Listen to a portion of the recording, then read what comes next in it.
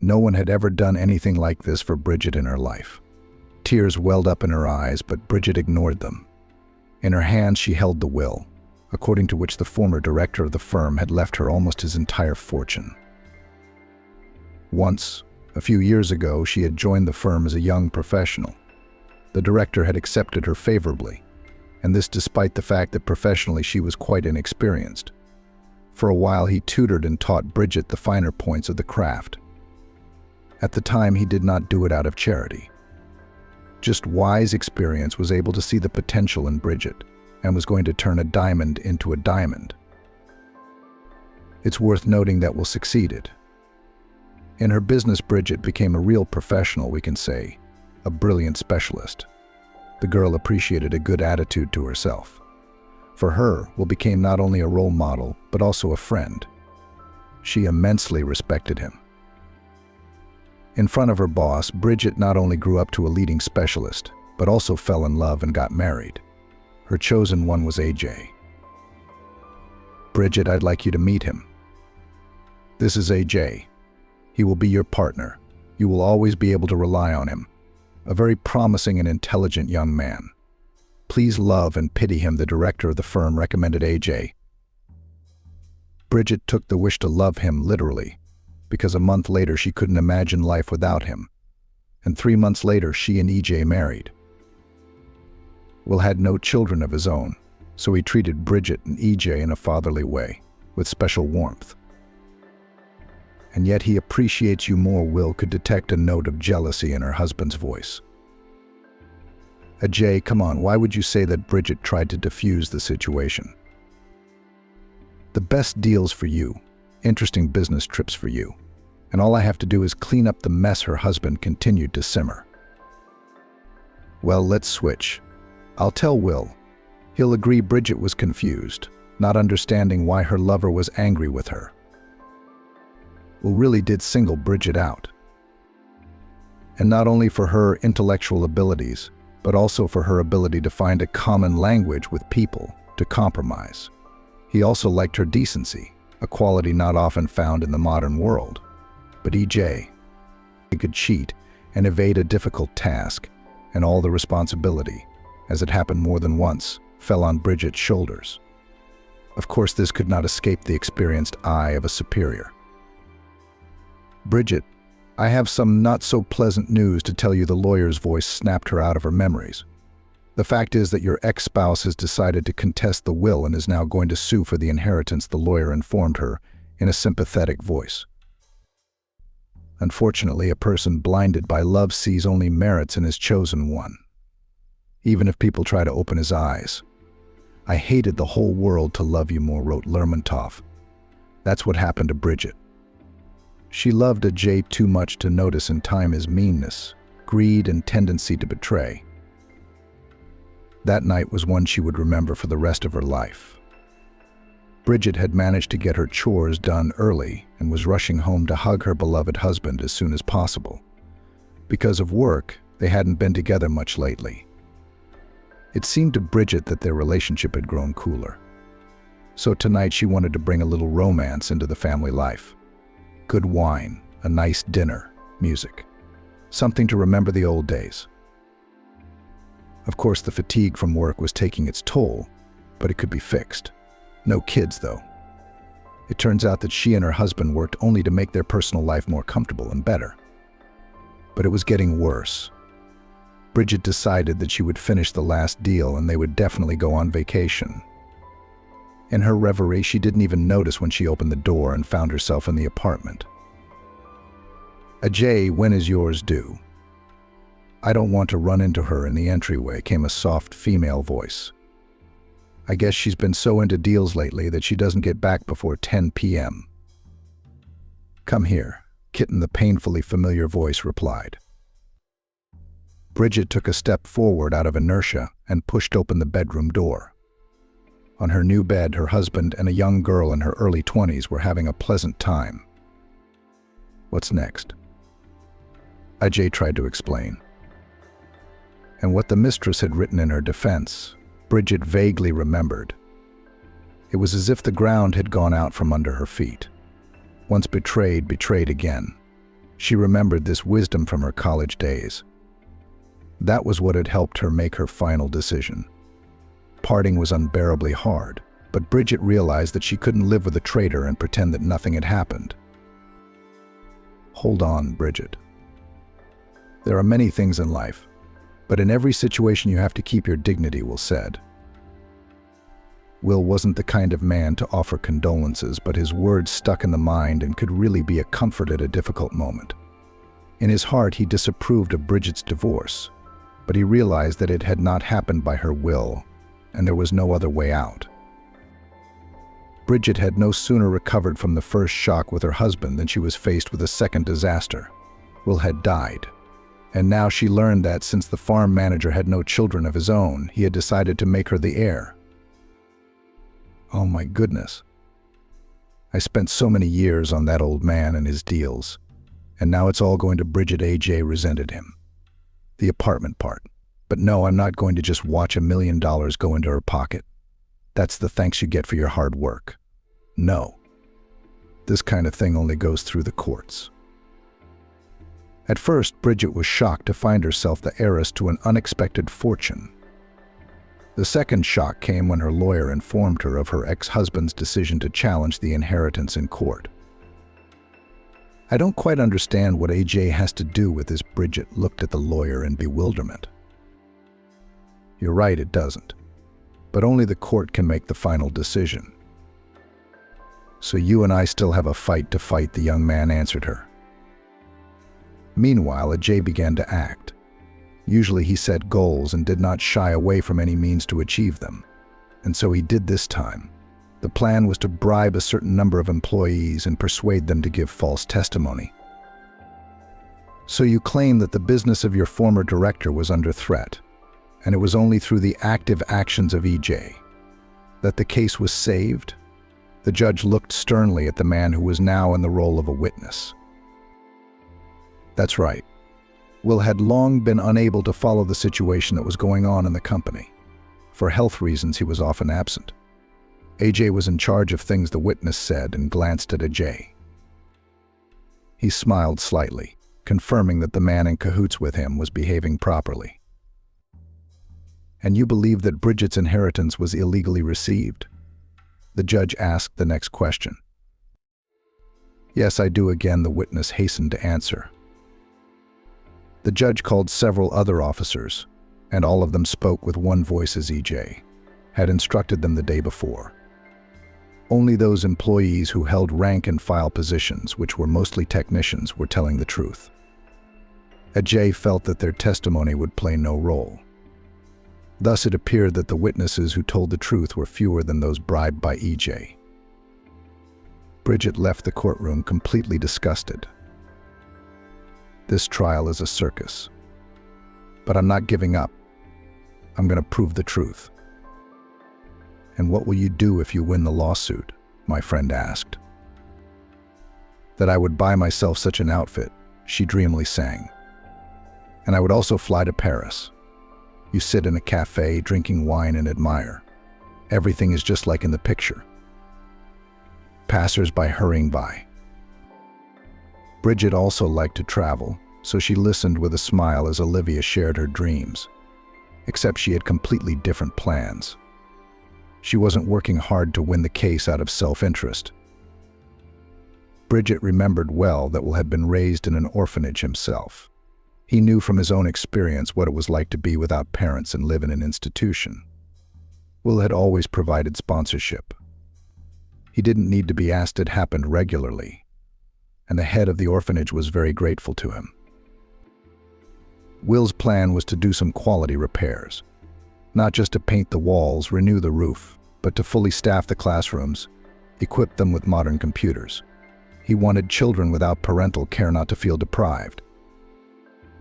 Bridget knew her husband well.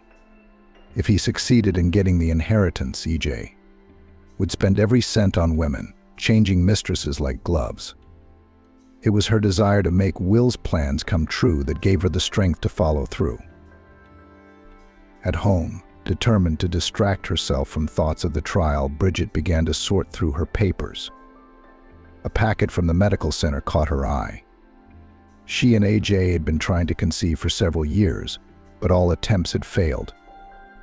The spouses sought help in clinics, took tests, but nothing concrete specialists could not report.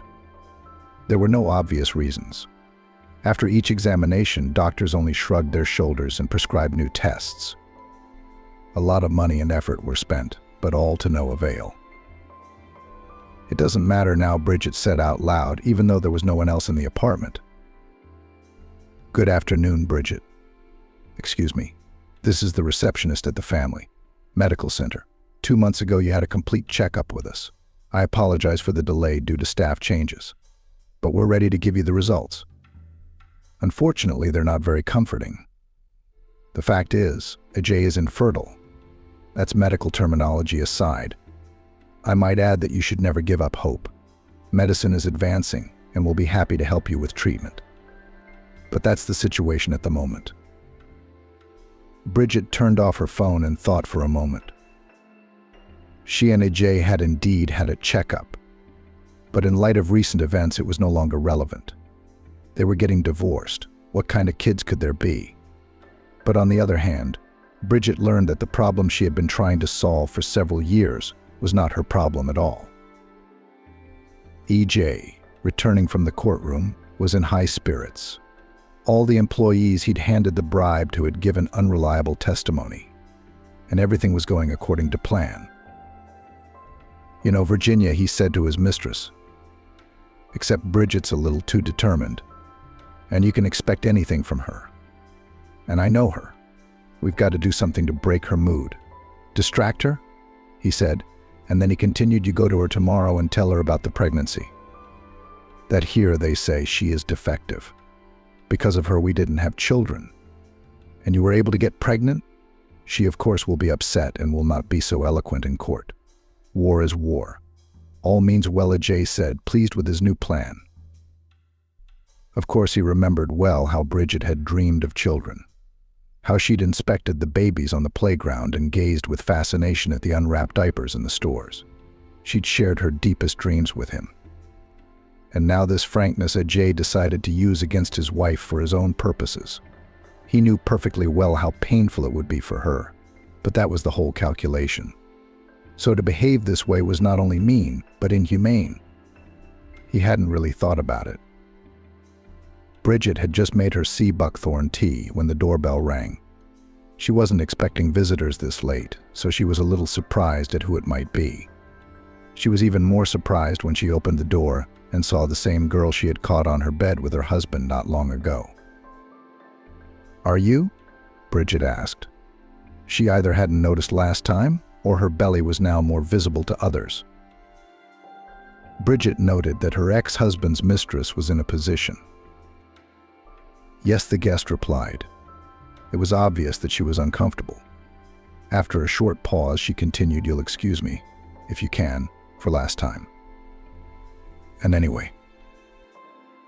Bridget thought her voice trembled and her eyes became moist. "The thing is, I'm very fond of AJ, and he's fond of me too. When we met, we realized we couldn't live without each other. And you?" The girl hesitated again. "AJ said that you haven't been in love for a long time, you work a lot and pay little attention to him. Besides, you know, you don't have children. AJ and I are going to have a baby soon." The girl gently stroked her belly with her hand. "AJ really wants a boy." Bridget listened to the guest very attentively, without interrupting. Perhaps in another situation she would have gone along with them. After all, Bridget had always been very sensitive to pregnant women. But now, with the results of the tests and knowing that her husband was infertile, Bridget did not hurry to stop the guest. She was even curious how far she could go in her deception. Meanwhile, Virginia saw Bridget's silence in her own way. She decided that her lover's ex-wife was confused, and now she could try to make her feel better. "You understand, in my position, you cannot stress a lot, and any worries can adversely affect the baby." Virginia even tried to sob and furtively threw a glance at Bridget. "And there's the trial. And AJ's really worried that he won't win. And then the baby and I won't have anything to live on. I'm asking you to drop the lawsuit. You're a woman. You understand. Any worries could cause problems with your pregnancy. And it will be your fault. Bridget was beginning to tire of this scene, but she waited patiently for the guest to finish her story. Where are you studying, or have you studied? What is your education? Bridget asked suddenly. The girl was confused. I graduated as a barista, she said. What does that have to do with this conversation? She looked at Bridget in bewilderment. You know, you're in the wrong line of work, Bridget said. You should try acting, she said. She gave her a few minutes to recover. The thing is, I know for a fact that my husband can't have children. Therefore, did you and AJ decide to trick me, or did you decide to trick him first and then me? I think you realize that you and I have nothing more to talk about. Bridget turned and closed the door behind her. Knowing her ex, she had no doubts. The conversation that had just taken place was AJ's idea. Bridget walked around the apartment for a few minutes, thinking about the right thing to do. Then she dialed her ex-husband's number. Hello. AJ wasn't expecting her. Not knowing the purpose of her call, he made his voice cheerful and friendly. Hello, AJ. I'm not going to sprinkle in congratulations on the fact that you will soon become a father and accuse you and your mistress I have neither desire nor time. You may not know this yet, but you're infertile. I have the official test results from the last medical center where we were both examined. If you don't believe me, I can email them to you. It turns out the girl who just came to see me isn't pregnant by you. Or are you just trying to trick me? Without saying goodbye, without listening to what her ex-spouse might say in response, Bridget disconnected the phone. She wasn't interested in who was cheating who in this dubious couple. The important thing was that she was out of this game. Virginia walked home, very upset. She had little doubt that she would easily be able to get her off balance, and then relieve her, and perhaps even beg her to withdraw from the trial. But events did not go according to plan. How could she know that AJ could not have children, that he was infertile? Virginia was in no hurry to go home. Virginia didn't know yet what to tell AJ, why she couldn't fulfill his errand. What if Bridget tells him I'm not pregnant by him, Virginia whispered in fear. Then pushed those thoughts away. No, they're bitter enemies now. Bridget wouldn't tell the man who betrayed her. Unfortunately, Virginia was wrong, and what she had so feared had already happened, but she could not know it yet. Virginia walked into the public garden and sank down on a bench. Young lady, are you ill? A passing grandmother inquired. No, thank you. I'm fine, replied Virginia. Although in fact there was nothing good for her in this situation. A year ago she was also sitting on a bench in the public garden. It was a pleasant summer evening. It was already starting to get dark. And a friend had texted to say she was running late. Virginia thought that Central Park was a rather quiet and crowded place, so it was safe even in the evening. But she was wrong. And who makes such a pretty girl bored? Virginia tore her gaze away from her phone screen and saw 3 guys in front of her. Come with us, you won't regret it, one of them said, and laughed wickedly. And if you don't want to go, we can carry you on our arms. You can't tire such legs. The third of the strangers easily picked her up in his arms. The vacationers, who slowly strolled along the alleys of the park, pretended that nothing unusual was happening. They were not confused by the fact that 3 guys were carrying a girl somewhere. The girl herself was clearly against it and tried to resist in every possible way. Let the girl go. She heard a man's voice. A guy about 27 years old blocked the procession. What's it to you? Go where you're going, as long as you can walk, one of the bad company answered him. Anyone who could have witnessed this scene would have realized the balance of power. There was clearly an extra. The preponderance of power was clearly on the side of the three hooligans. Daniel realized this, so he struck first. He used to be a professional athlete. Now he could use those skills. A few minutes later, Virginia was rescued, and the hapless admirers fled. Under these circumstances, and Daniel's acquaintance with Virginia took place.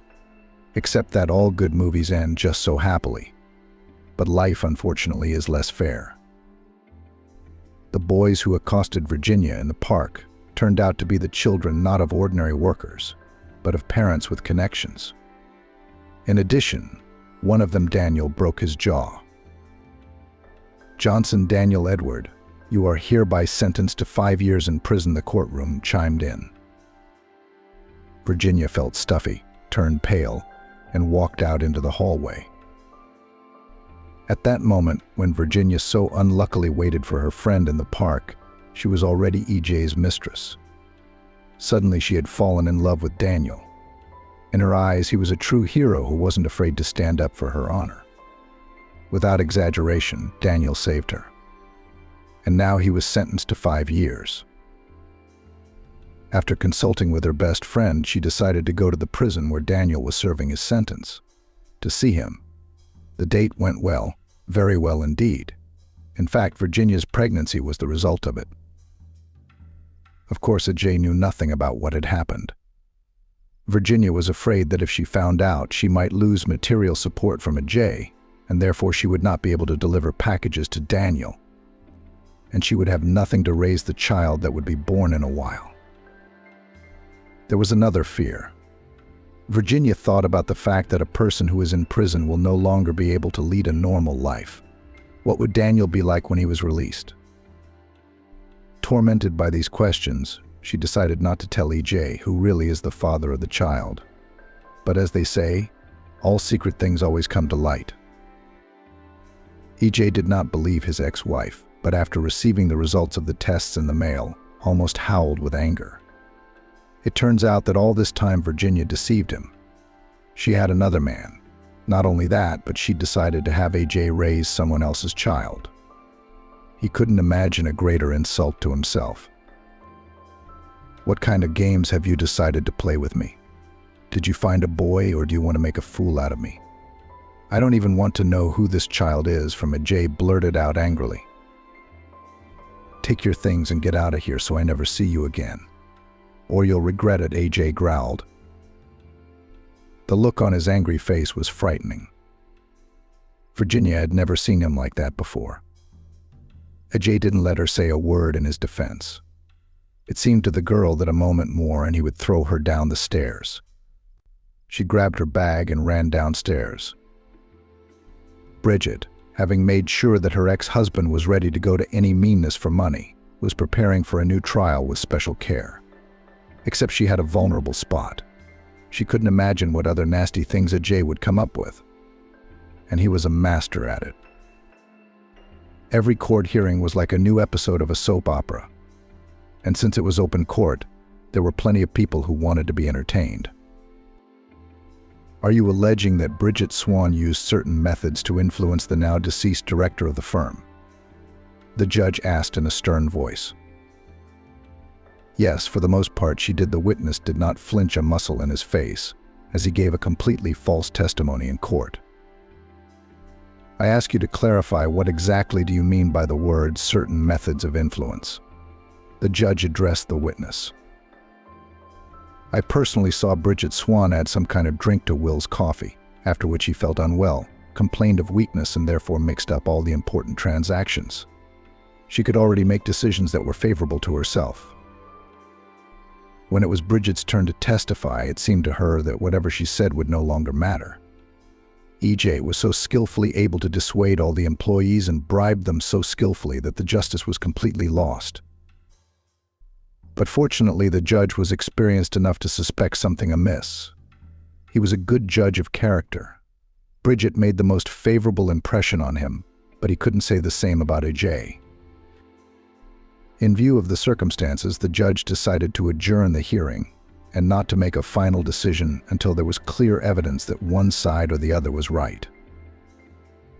Bridget walked out of the courtroom and looked up at the sky. Gentle clouds were floating by, catching up with each other, unaware of human fuss, passion, and sorrow. Bridget sighed. She felt she had gotten a break, could recover, could regain her strength, and realized that in the end victory must be on her side. "It's okay. I've had worse," she said to herself. At this time, another man was also looking up at the sky, but he was not in a busy city, but in a wooded area without a map or compass. This man was not a tourist who had lost his bearings, or a wilderness enthusiast. This was a man determined to escape. Daniel was serving his sentence when he learned that his mother had become very ill. He realized from the letter that if he didn't make a decision now, he would never see his mother alive again. Daniel had no way of knowing that his so desperate act no longer made sense. Megan had died before the letter was delivered to the colony.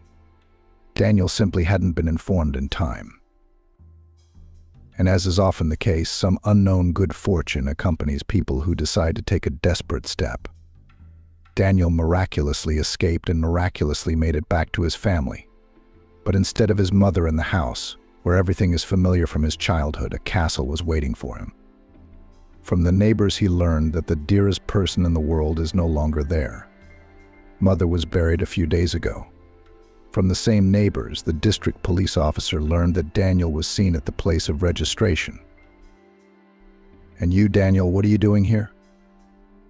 "Did they let you go earlier, honey?" An older woman with bright red hair asked.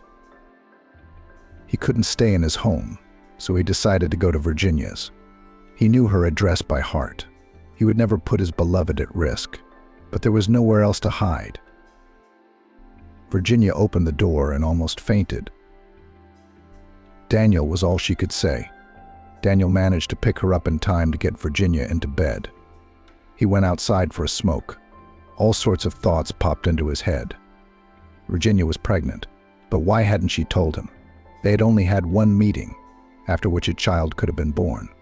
Still, after a year of living among people who followed the every man for himself rule, Daniel stopped trusting even those closest to him.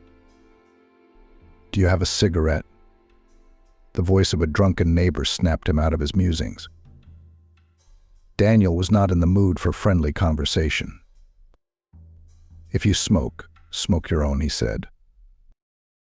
The neighbor, offended by this response, also decided not to stay in his debt. "Who is this guy?" One of them came by in a red foreign car. "You're both wasting your time."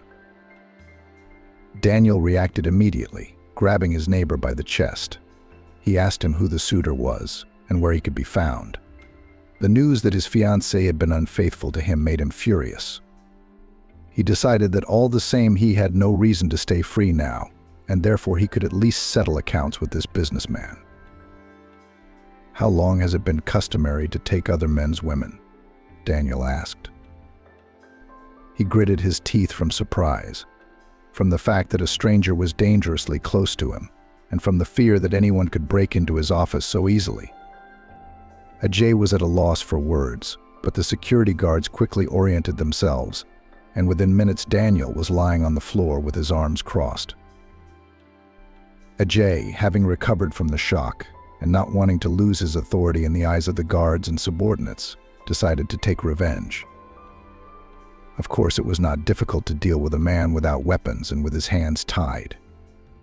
Putting a traumatic pistol to Daniel's head, Ajay began to dictate his terms.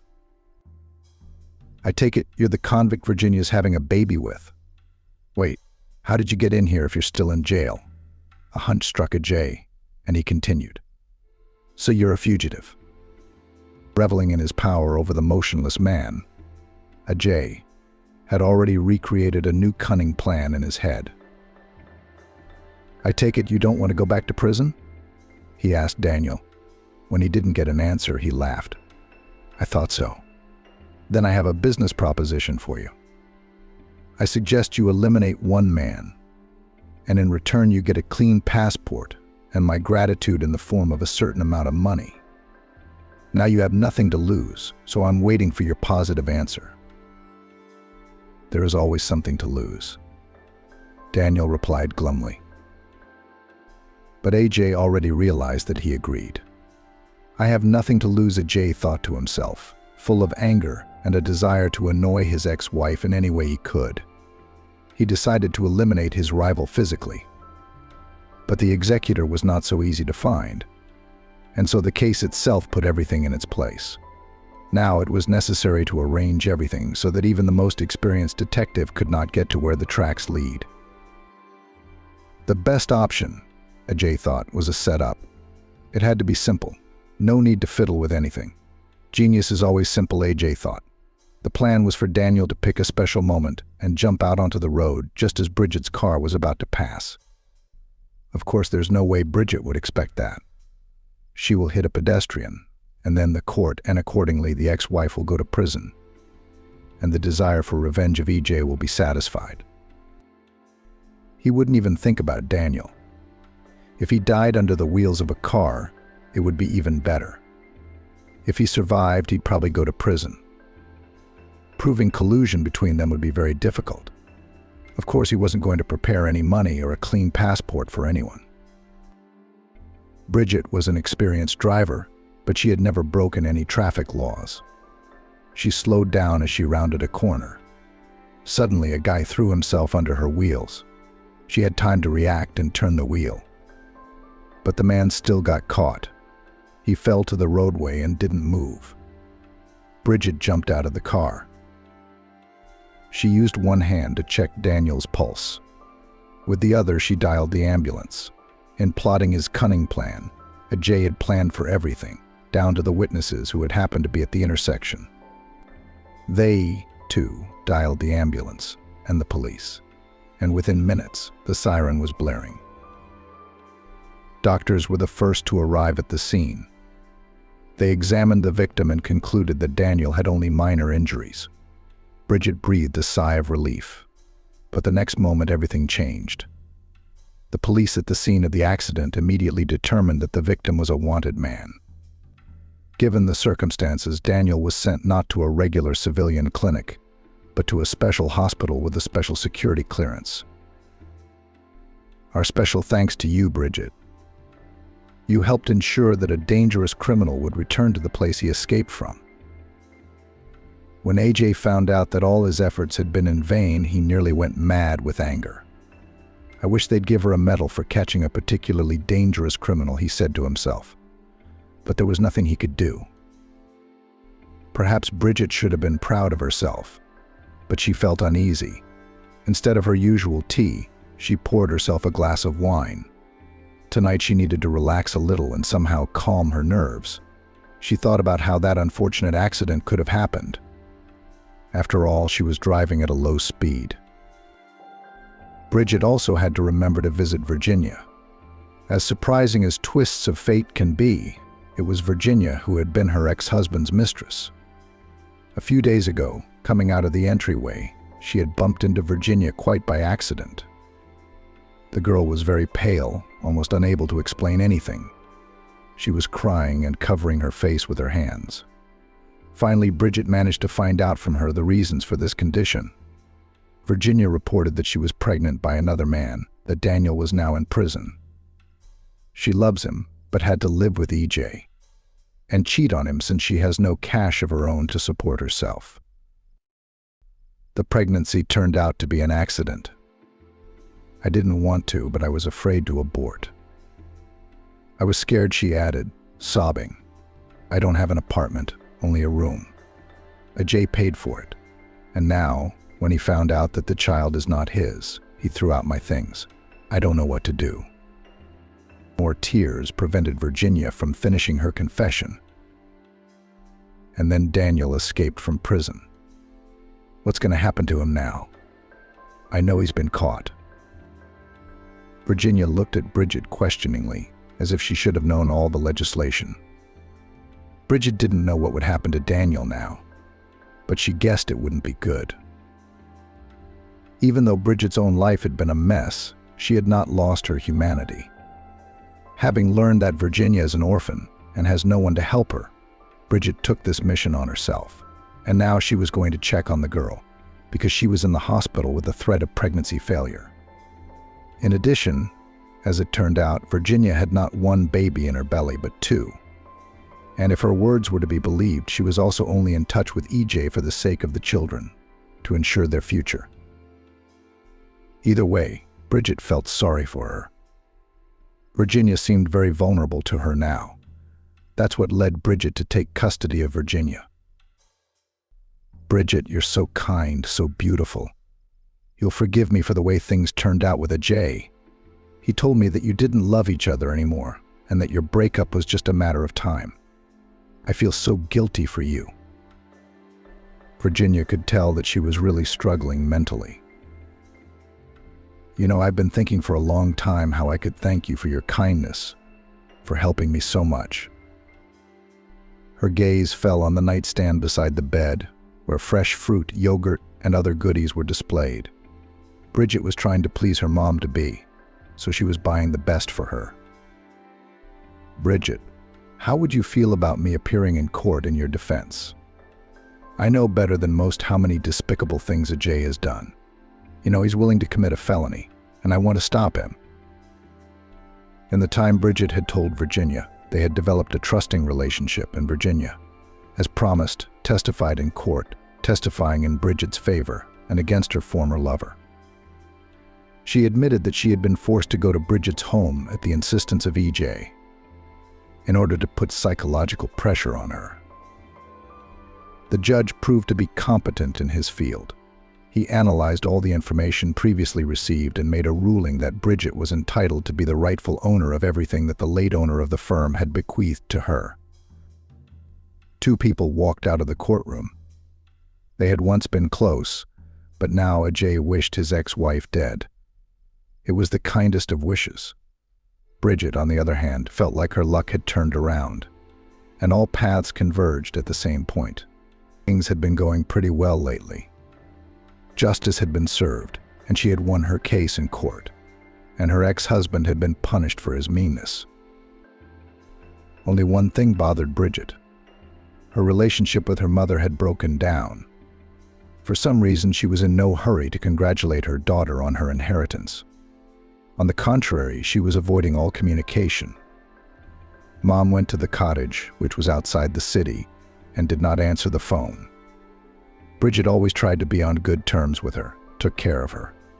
Therefore, it was completely incomprehensible what could make Mia behave in such a way.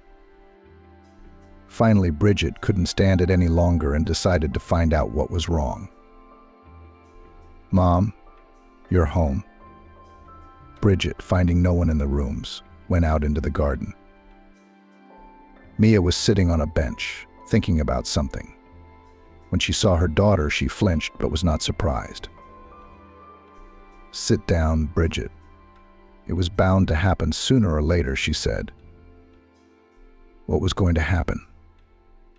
Bridget didn't understand. "Mom, will you finally explain what this is all about? I'm getting uncomfortable." "Stop keeping me in the dark," Bridget said. Mia handed her daughter the pictures. Bridget took the pictures and began to flip through them, hardly looking at the faces. "Mom, what are these? I've never seen them before. What are you trying to say?" I could hear concern in her daughter's voice. But Mia, as a person who dared to do a serious deed, on the contrary, radiated calmness. "And you look closely. Do not recognize anyone?" she asked. Bridget tried to look at the pictures more closely and almost dropped one of the cards. "It's Will. I don't understand. Where did you get the picture? Where is he so young?" Bridget was obviously nervous, waiting for an answer. "He once handed me this picture in person many, many years ago. Look, there's a signature on the back," her mother replied. "As in eternal memory. With love." Will was written in firm handwriting. Without noticing whether her daughter was listening or not, the woman told her story of her youth, of a crazy love that had made her head spin and the ground fall away from under her feet. It was the story of her love and Will's. Then 40 years later, he became Will, the firm owner as he was known to those around him. and to Mia he was Willie. Bridget listened to her mother, holding her breath, and then tears treacherously rolled from her eyes. I wanted a beautiful life, a certainty of tomorrow. And Will, though he loved me, couldn't give me any of that. He, too, dreamed of making it big. But dreaming doesn't make you rich. I met your stepfather by chance. He was so handsome. He could afford to take me to any restaurant. I knew I'd be safe with him, and I could fulfill all my dreams. But what I didn't know was that you can't forget your first love, especially when you have such a vivid reminder. Mia looked at her daughter expressively. Are you saying, Mom, that this is my father? And you kept silent all these years? Bridget asked, wondering what was happening to her. Yes, you are his own daughter. Nicholas is your stepfather, only he didn't know it. I realized I was pregnant when I'd already broken up with Will and was dating Nicholas. And that inheritance you had to fight so hard in court is rightfully yours, my mother added. Will is your birth father. Bridget had to think it over. She was in no hurry to answer. On the one hand, her mother had kept the secret for so many years. Even though she knew her daughter was in contact with her own father, she considered him a stranger. Bridget had gotten into this firm by accident. She might not have. And then she would not have been destined to see her father. She knew in her heart that it was not easy for her mother to keep such a secret. But she couldn't talk to her about it yet. Mia remained seated on the bench. She had nowhere to hurry. The heaviness that had been weighing on her heart for so many years was gone, and she could breathe in peace. Only now, along with relief, there was an emptiness in her soul, as if life had been lived in vain, as if she had once made a mistake that she had to pay for all these long years. But the saddest thing was that, betraying her love and choosing a rich man instead of Will, Mia paid off quickly enough. Nicholas squandered his father's money, and his own business could not create. Will, on the other hand, persistently went to his goal. He saw all his life and loved only Mia, but did not consider it right to interfere in her family life. If one were to turn back the clock, she would have acted very differently. The birds sang peacefully. I wanted to think about eternal things. Bridget walked down the alley of the town cemetery and headed for her father's grave. She was pleased that she could be proud of Will. That's what a real man should be. He was the kind of man who managed to achieve a lot in life, yet retained his human qualities and could not remain indifferent to those who found it difficult to live in this world. Bridget got down on one knee near her father's grave. "Here, Papa, I have come," she said quietly, as if waiting for a reply. "I'm sorry I didn't know before. I'm sorry." Did Will himself realize that Bridget was his daughter? Maybe he'd made inquiries, hired a detective, or just his father's heart. Now it was a mystery forever. Bridget, however, had one more piece of unfinished business. She remembered how her father had dreamed of making good repairs to the orphanage and wanted to make it happen. But she also remembered that he was very wary of any kind of middleman. It is not easy to find a reliable person. And I want the money to go to the children for the good, not to leak into other people's pockets. I don't trust any funds. I want it to be hand-to-hand, smiled the director of the firm. Olivia, do you know where to find a reliable specialist who could organize the repair of the orphanage? Maybe you can recommend someone? Bridget asked her friend for advice. There is one. Olivia rejoiced. He has his own firm. The reviews are positive. I can give you the contacts. Bridget was used to solving problems quickly, and the next day she gathered information about the company. The reviews were indeed extremely positive. A day later, she and the head of the construction company signed a contract and shook hands. I hope the work will be done well and on time, Bridget finished the conversation. We can't do otherwise, Kieran assured her. Bridget, trusting the construction company, which had an impeccable reputation, did not suspect that her ex-husband has already started his intrigues here. He managed to infiltrate his man into the company. This time the plan worked to the fullest. The traitor managed to find out important information, thanks to which the account of the company was written off huge sums of money. And this money was intended just to carry out repairs. The fake person did a good job because he had his own interest. He and Ajay split the profits in half. He's probably done this kind of thing many times before. Since all the evidence was well destroyed, none of the interviewed employees could say anything specific about this man.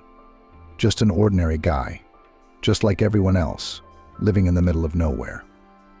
True, he has no relatives either. Even in common photos, he did not show up anywhere. Yet Bridget sighed. You could tell a professional was working on this. She'd given up all hope that she'd be able to track down this crook. And the most frustrating part was that now the renovation would have to be put on hold. And how to explain this situation to the director of the orphanage and the children themselves? How do I look them in the eye? Bridget, it's none of my business, but I know something about your ex-husband and his accomplice. Bridget turned to the man who addressed her and listened attentively. The thing is, I was just laying tile here and I happened to witness the conversation. If I could have guessed what the conversation was about, I would have intervened. Those bastards ruined the whole thing. What kind of despicable people would steal from children? The boy said it with such fervor that it seemed that if Ajay and his accomplice were standing in front of him now, they would not be able to get away with it. He gave Bridget the gist of the conversation, and together they collated the details. Bridget decided that acting on her own in a case like this would be foolish and risky. She turned to law enforcement. The criminal group led by her ex-husband was detained. EJ managed to spend some of the money, but quite a large sum remained untouched. Digit, I want to thank you. You have no idea how helpful you've been. And not just because I recovered the stolen money. It's an honorable thing for me to renovate the orphanage. The man who started it all is my father. I didn't find out until after he was dead. Bridget did not notice how she shared her worries with a stranger. Digit was not indifferent to such a revelation. He had liked Bridget at first sight, and now she was getting closer and closer to him with every word. Bridget, would you mind if I invited you in for a cup of coffee? There's a cozy cafe here. We can have lunch and talk. Bridget accepted the invitation and then accepted the offer to go on a date. Digit didn't stop there, and the next offer he made was to become his wife. There are times when you meet the right person in your life, and you immediately know it's the one. That's exactly what happened to Bridget and Digit. They decided not to hesitate, but to become husband and wife, never to part again. Now there was only one thing missing for happiness. In her heart, Bridget still had hopes of becoming a mom, but she didn't even dare to say those dreams out loud. The morning had just begun when the phone rang. Bridget, this is Maternity Ward 3. Can you tell me who Virginia Swan is? Bridget didn't immediately realize who she was talking about, but then she did. Swan is her husband's ex-lover. Virginia? You could say nobody, she said confusedly. My acquaintances. And then on the other end, the interlocutor paused. After some confusion, the woman's voice continued. The thing is that Virginia gave birth to twins 2 days ago and then ran away from the hospital. There was no prior interview with her.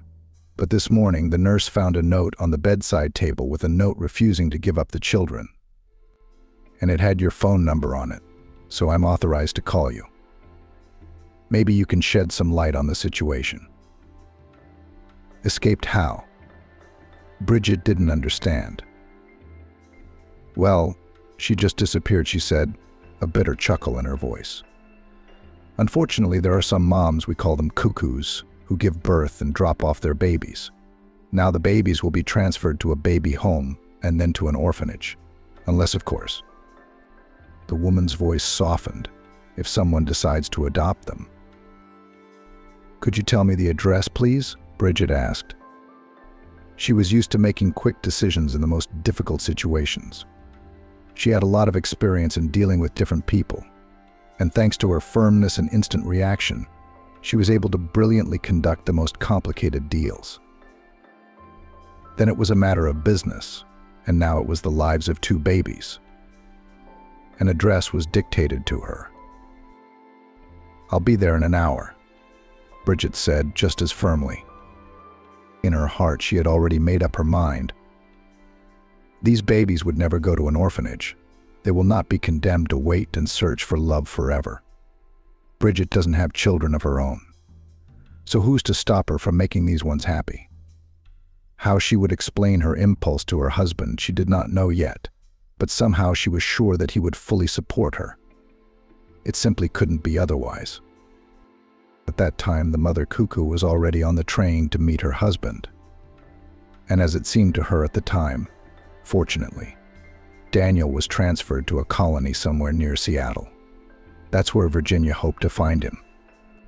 The decision to leave the children was not difficult for her. She did not hesitate to make a deal with her conscience, reasoning that if the state was able to raise her in an orphanage, then her children would not be neglected.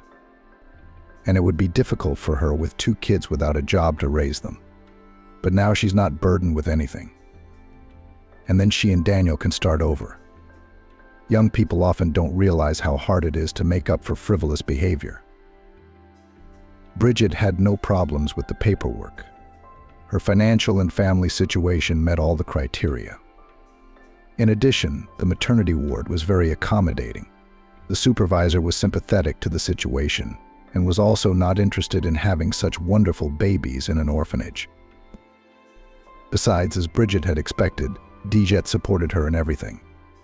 And now their home was filled not only with happiness and love, but also with sweet cares and children's laughter. Digit literally idolized his wife, and she reciprocated. The 2 babies slept peacefully in their cribs. The clock on the wall counted down the minutes. Digit had just gotten out of the shower and was about to make himself some coffee. He looked out the window and thought life was wonderful. Digit. Digit. When he heard Bridget's voice, he rushed into the room. Look, Bridget handed her husband the test, which showed 2 obvious red stripes. What happened next, neither Bridget nor her husband could describe in words. It was a whirlwind of happiness. Bridget grabbed his wife in his arms and circled for about 10 minutes, knowing what he would name his future son or daughter, and how much he would love them all. And Bridget laughed, though tears ran down her cheeks. She had dreamed of this, and it seemed that her dream had come true.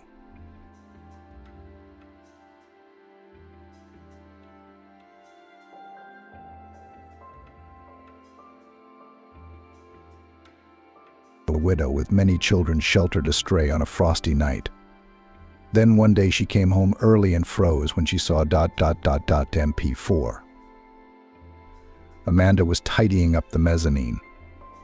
Almost through tears, every single thing she picked up had something to do with it. Old shoes, carefully filled with copies of newspapers and packed still in their native boxes. Folded in 3 legs artificial Christmas tree. A box, sabers, wicked garlands used to still manage to shine in the hands of her husband. A cardboard treasure trove of Christmas tree toys, ski equipment. She froze for a second. Traitorous tears protruded in her gray eyes, unwilling to dry. The children must not see her longing and hopelessness. Away with the sadness. We must pull ourselves together. Her mother's anguished voice came to mind. Amanda, don't hang around all that junk. The top storeroom is a bunch of junk. I'll be sure to get there and throw everything in the bin. I didn't get there. I didn't throw it out. I didn't have time. Not only that, about Amanda's father, the harmful neighbor Chloe liked to joke that she was born of a passing young man, but also her mother burned in a week. The doctor's verdict sounded dire. A worsening ulcer. Too late. You, my dear, came to us. Massive internal bleeding. We couldn't do anything even on the operating table. There was no time. The surgeon in blue uniform cast a pitying glance at the girl huddled on the couch near the operating theater and hurried away into the labyrinth of the hospital corridor.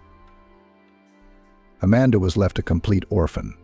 She had no one in the world now.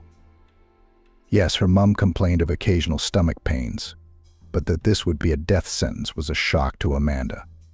A fierce, formidable, so combative woman. She seemed to show her power to everyone around her. Healthy, her daughter was pulling her own hump until she was 20. Almost brought her up and taught her. In the yard of their old 5-story building, she managed to keep order. First as the best in the whole neighborhood janitor, then in the role of manager, head of housekeeping. So in all hypostasis, she proved herself that all superiors were always calm in this house. Neither tenants nor electricians nor plumbers are not amused. Joyce will bring them all to their senses in no time. They'll be walking like silk.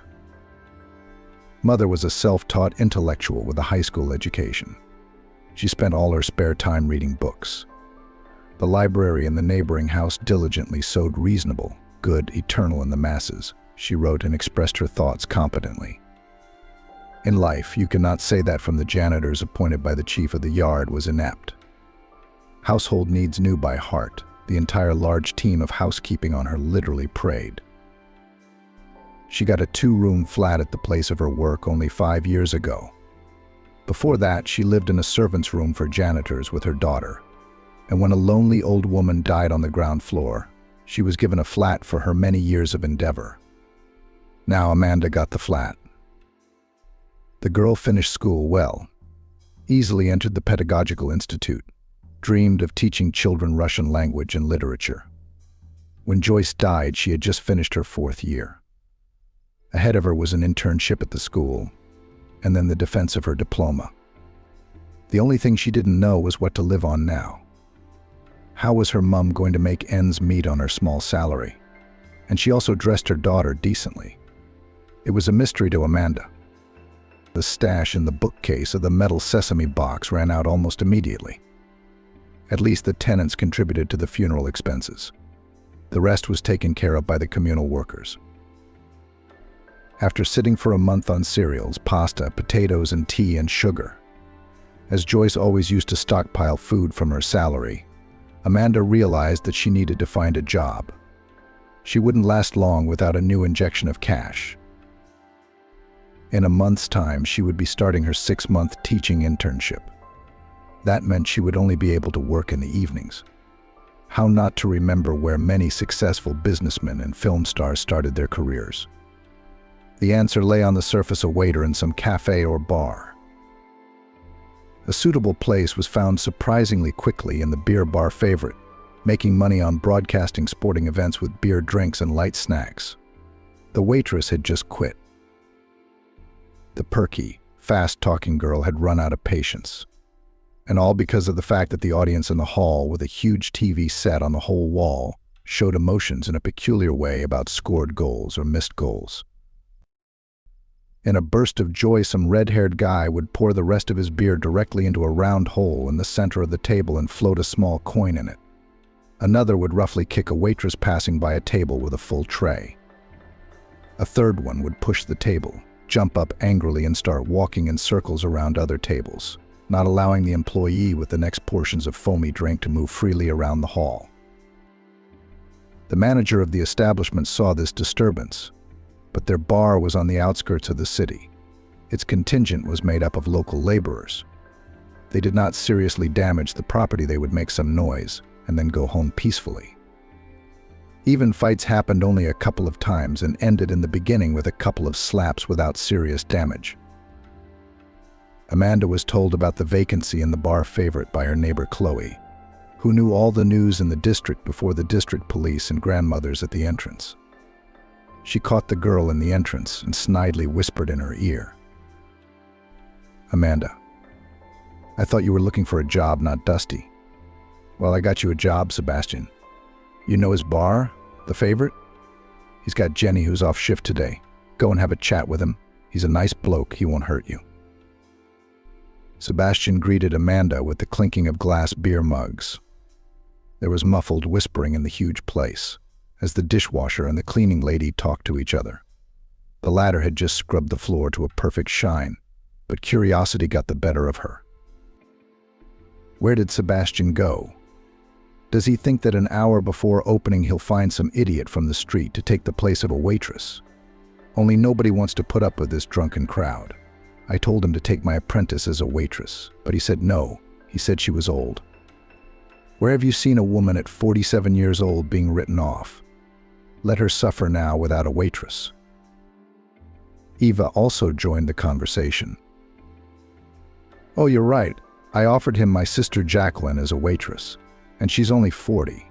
But he refuses. He only wants a younger girl for our hot guy customers, so that she makes their blood boil, as if they were waitresses. Was that a good thing? She was always carrying those mugs around with a sour face. She's got a husband at home, so why make eyes at someone else? Behind the wall, two young guys were nimbly taking pizza dough out of cardboard boxes, then pushing them into a large oven. Sebastian's new acquisition and pride is a special pizza oven. The purchased dough bases were smeared with mayonnaise, and then toppings were placed on them either with sausage or with fish, or simply with grated cheese.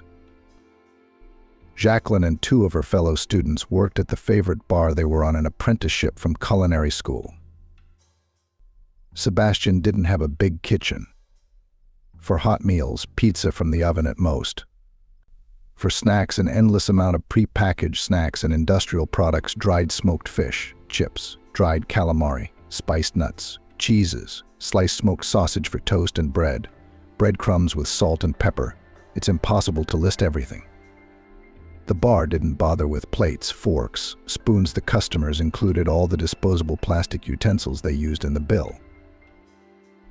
Another thing, beer mugs. There was a whole collection on the shelf above the bar. The owner brought this glass from different cities where he visited. The refined versions were for VIP clients, brought from Prague and Munich. The rest, more simple, bought in souvenir shops. It was in such an environment that Sebastian met Amanda for the first time. In the beer bar for sports fans, there was not yet a single bartender out of the 3 bartenders working here. They will be here by the beginning of the shift. After all, bartenders are the elite of the staff environment. The girl climbed the stairs, pushed the door open with determination, and froze, adjusting her eyes to the semi-darkness in the huge room. All those present turned their heads towards the open doorway, like statues.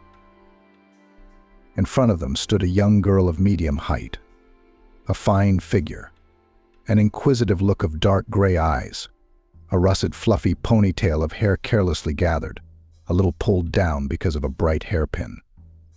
Light summer jeans, a t-shirt with an intricate print, light white trainers on her feet.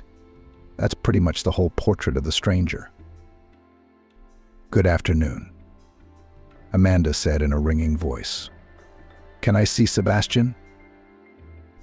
"What do you need him for?" Eve answered cheerfully. "He's not here now. He's away on business. And I'm in no hurry. For me, it's either work or he's gone." Amanda grinned. "How so?" The women were as curious as magpies. "If I don't get a job here, tomorrow I'll go to the world with a bag," Amanda explained calmly. And there was so much bitterness in her words that EVA and her companion forgot all the barbs, choked and stared at the girl in expectation of confession. And Jenny and the boys pulled themselves up, all craning their necks to hear better. "I'm not going to tell you much, my dears," Amanda continued. "I became a final orphan a little over a month ago, a student of pedagogical university. I have to go to practice in the mornings, and my scholarship is only to pay the rent and buy bread and milk, nothing more. I live 2 blocks away. If your boss hires me, I'll try not to let anyone down." At the sound of the door opening again, all heads turned simultaneously. Sebastian himself squeezed into the place, again with a cardboard box in his hands. "Sebastian, did you bring new glasses and mugs again?" Eva called out to him in a friendly manner. They had known each other for years. Once in their youth, EVA had been behind the counter in his first beer bar since the Soviet times. Then she'd given up, grown old. But she didn't want to part with her Sebastian. So they followed the boss from bar to bar, until they organized everything here from scratch, having taken over the old diner from the negligent owners. EVA scrubbed and dusted every inch of the hall on her elbows and knees. Everything around shone with cleanliness and newness. Immediately after the opening, people started to come to the favorite. A penny dripped into the cash register. Her kind Sebastian blossomed and fussed. "Come in, Chief," this time his faithful assistant said. "While you were traveling, we found a new waitress. Intelligent, not like me, but a good girl. We've already interviewed her. She's a good fit, so we're going to take her on tonight and test her out. And we'll see what's what. Let's get Jenny and Jenny working four-handed." And so began Amanda's first day of work, which determined her future. By the beginning of her pedagogical practice, Amanda had already mastered the favorite bar so well that the rest of the staff thought they had seen this noisy, always dissatisfied young lady. As if such an unpleasant girl had never worked in their home-like friendly team. Discipline suddenly settled down in the hall. The regulars didn't turn on the pretty Amanda with bad antics at all. And if someone tried to get handsy at first, the others looked at him in such a way that he felt sick. Sebastian only hummed approvingly. EVS soon gave her summary. "Amanda's a smart one. Men can tell from a mile away that you can't lose with her. She's not rude, she doesn't sling mud, and she's not sticky. She works hard and takes care of her clients." 6 months flew by. Amanda fully mastered in the bar, deftly carried in her hands at the same time 4-liter mugs of foamy nectar. At the same time, she never familiarized herself with the guests of the establishment, clearly keeping them at a safe distance. The New Year holidays flew by like a comet across the starry sky. The year 2014 had arrived. By the beginning of February, Amanda had completed her teaching practice reports. 2 state exams were behind her, and she was admitted to the dean's office to write and then to defend her diploma. Everyone was looking forward to the Winter Olympics in Athens. The country had won the right to welcome athletes from all continents. The most avid fans bought tickets for matches and competitions in advance. Regular visitors of the favorite were looking forward to cheering for our country here in the bar. In the atmosphere of general jubilation, they shifted mugs with beer when our team will stand on the highest step of the podium, or will be sad if they give up the championship to faster and more agile, and maybe more fortunate rivals. It was impossible to watch the opening ceremony of the Olympic Games at the stadium in February 2014 without a lot of emotions and a lot of libations. Beer was flowing. Passions were running high. When the American Olympic team appeared on the platform to the track of a famous band, everyone at the tables in the bar jumped up with jubilant shouts. It seemed that no one could stay at home that night. The favorite was packed. Amanda could barely keep up with taking orders and running from the bar to the customers. At the peak of the noise and clamor, the door of the bar opened and a new, unfamiliar to the old-timers company poured in from the cold. The young, athletic-looking guys piled into the center of the bar, where a few bar stools were still empty. Amanda breathed a sigh of relief that at least their agile bartender could handle these guys on his own, and fixed a strand of her blonde hair out of the ponytail that was secured on the top of her head with a colored knitted elastic band.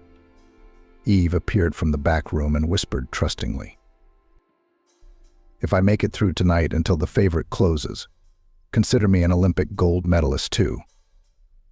I'm exhausted." The old cleaning lady winked at her conspiratorially. "And look at the newcomers, they don't look like neighborhood natives at all. One is more beautiful than the other. I remembered a phrase from my favorite film, 'Where did such a handsome man come from?'"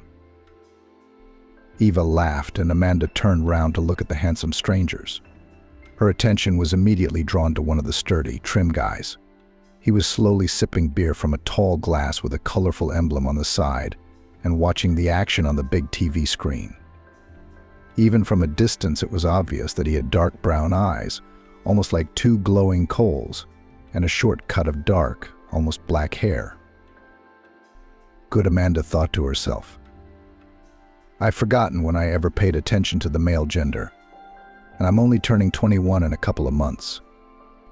With my studies and my daily waitressing job at Sebastian's, I'm going to turn into an old maid or a blue stocking without a single sign of femininity so soon. As if overhearing her thoughts, the guy suddenly turned round and looked straight at her. Without averting his gaze for a few seconds, he smiled warmly, and only then replied to the guy sitting next to him.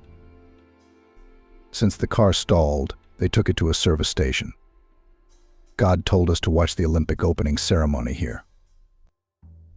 Okay, Kevin, whatever you say, he replied. At least I got some warmth while we waited for the tow truck. I was freezing to death.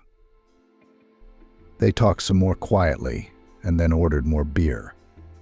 The evening was drawing to a close, and Amanda's shift was coming to an end. It hadn't been easy, but the opening of the Athens Olympics had been worth it. Everyone was in high spirits. Amanda had forgotten all about the guy who had caught her eye for a while, but somewhere in the heavens, fate had decided otherwise. When the Athens Olympic skiing competition fell on the schedule, he showed up at their bar, the favorite, but this time alone, without his mates, taking the far table in the corner. Gesturing for her to come over, he ordered a mug of non-alcoholic beer and a plate of peanuts, croutons, and squid rings. He kept his eyes on the screen while the skiing competition was on, and as he left, he suddenly asked Amanda a question. "What time do you get off work, Amanda?" Her name was on her jacket. "I'd like to walk you out, if you don't mind." "I don't mind." The waitress, who was already quite tired at the end of the day, looked embarrassed. Now she didn't care whether she had a decent appearance for socializing with a handsome man. She was surprised that the man she had turned her feminine attention to was the one who had returned to the favorite bar. "Your shift will be over in 40 minutes, Amanda said. "I'll be waiting for you in the car out front. Take it easy and get your work done." "I'm in no hurry." They drove the 2 blocks to her house in a minute. The streets were deserted at night. Only rare streetlights and the moon in the sky slightly illuminated the even rows of brick 5-story buildings and the bench at the entrance. They were silent, as if they had water in their mouths. The guy only said deftly when he opened the car door for her. "I didn't get a chance to introduce myself. I'm Kevin. I'm a ski coach. I'm supposed to be in Athens right now if it weren't for the Olympics. I'm still watching my favorite events on TV. My charges are small. Their victories are still ahead of them." We reached the flat, where Kevin had volunteered to escort her, in complete silence, like gorillas in the forest before an important mission. "I'm not asking for coffee," the man said, "although I would like a cup of this invigorating drink." "Why not?" Amanda agreed easily, having had enough of the loneliness of returning to the warmth of home after work, with only the old refrigerator humming quietly at its epicenter.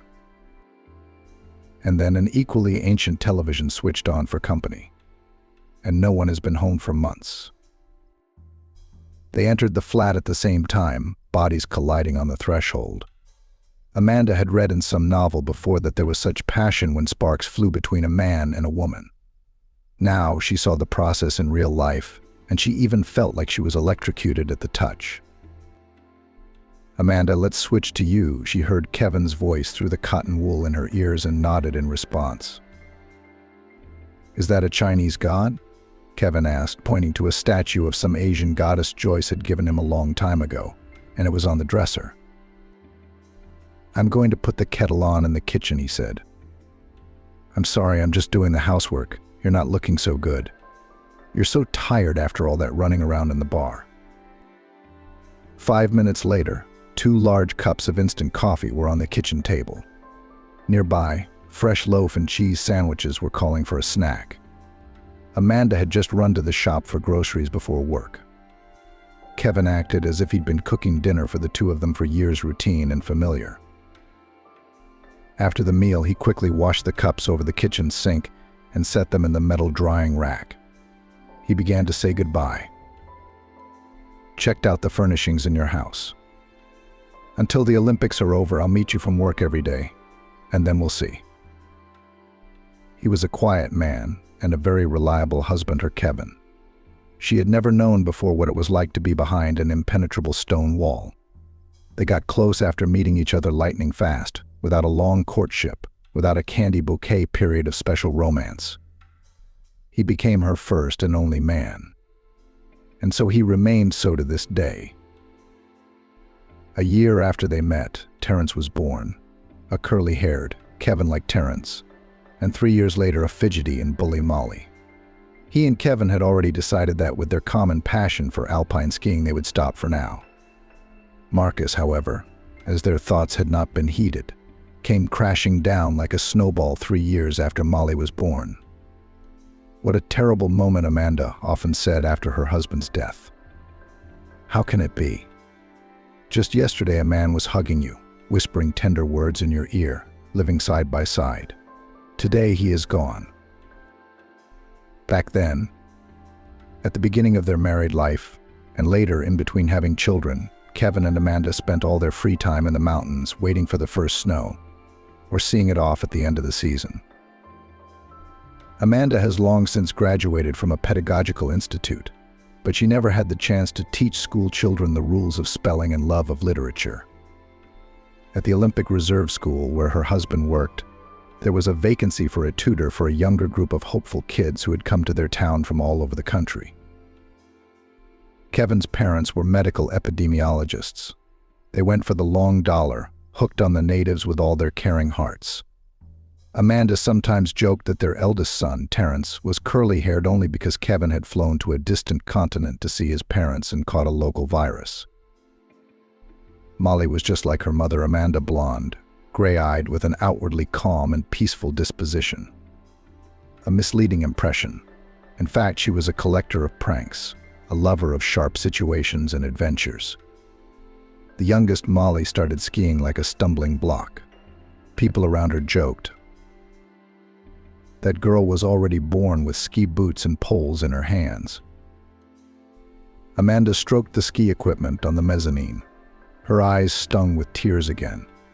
How ornate everything had turned out then, a year ago. Marcus was born. She was back on maternity leave with him. There was a surprise, a big one, as Kevin laughed.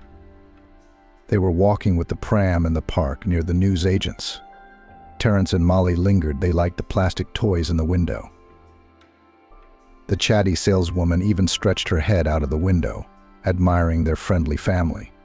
And then she went somewhere in the inner pockets and pulled out a slightly tattered lottery ticket. Young people, I've got a ticket here from the instant lottery. Just rub the strip and you'll see whether you've won or not. It's worth $100. Will you try your luck? Kevin and Amanda laughed. We don't believe in any of these lotteries. We'll buy a ticket from you. We'll bore you under the counter for a day to help you out. And these winnings are only shown in TV adverts to fool naive, ordinary people. We don't believe in such freebies. While they chatted with the newspaper and magazine saleswoman, Terence and Molly picked out a plastic toy each, both of them very pleased with their purchase. Noisily, they rushed forwards down Park Lane. Kevin told Marcus that he couldn't choose his present yet. It was an adult lottery. Let's wipe off the strip right here, Kevin suggested. Amanda picked up the top layer of paper with the edge of her fingernail. Faded blue numbers began to appear underneath. When she read what appeared on the piece of paper, she grinned and said only one word. Jokers. Airy. What's so funny about that? Kevin reacted instantly. We won $100 million. $1 million doesn't smell like $1 million, but a number with 6 O's looks extremely strange too, Amanda answered him. Terence and Molly had already returned to the kiosk, having run up and down the alley. The curious owner of the paper treasure peered out of the window. Have you got a cash win? Up to $100? I can give it to you right here on the spot. Yes, the number 100 is also on it, replied the bewildered Amanda. Only it's not just dollars, it's millions. Fuck you, the aunt said in surprise. I immediately thought that I should have erased the stripe on this seemingly expensive piece of paper with frayed edges. If the winnings are large, you'll have to go to the head office. In my memory, the largest sum of $25,000 was wiped off a ticket by a man. He came to me later and told me that he had been paid off. Excited by the unexpected situation, Kevin and Amanda, picking up the pram with Marcus and the older children, went home. There they took another look at the inscription on the ticket under a magnifying glass. There was no doubt about the numbers. A week later, the alpine ski enthusiasts convened a house council in Philadelphia. Amanda was appointed to preside. She had to say the last weighty word on what to spend the accidentally dropped and already safely received money. The woman thought for a while, and then she gave her verdict. Kevin, I love you very much. I'm saddened by the longing for snow-capped mountain peaks in your eyes. You've already been to a ski resort with your students this winter season. But I remember your dream to conquer the black slopes on Elbrus. You can't go further than green and blue slopes with your students. They are all beginners. Mostly, Kevin replied. A couple of rides on the red slopes in their spare time, and that's it. Adrenaline. You can't build a new passion with that. You've got a week off in a week. I won't be able to keep you company because of Marcus. Go to Elbrus with some of the guys who love skiing, Amanda suggested.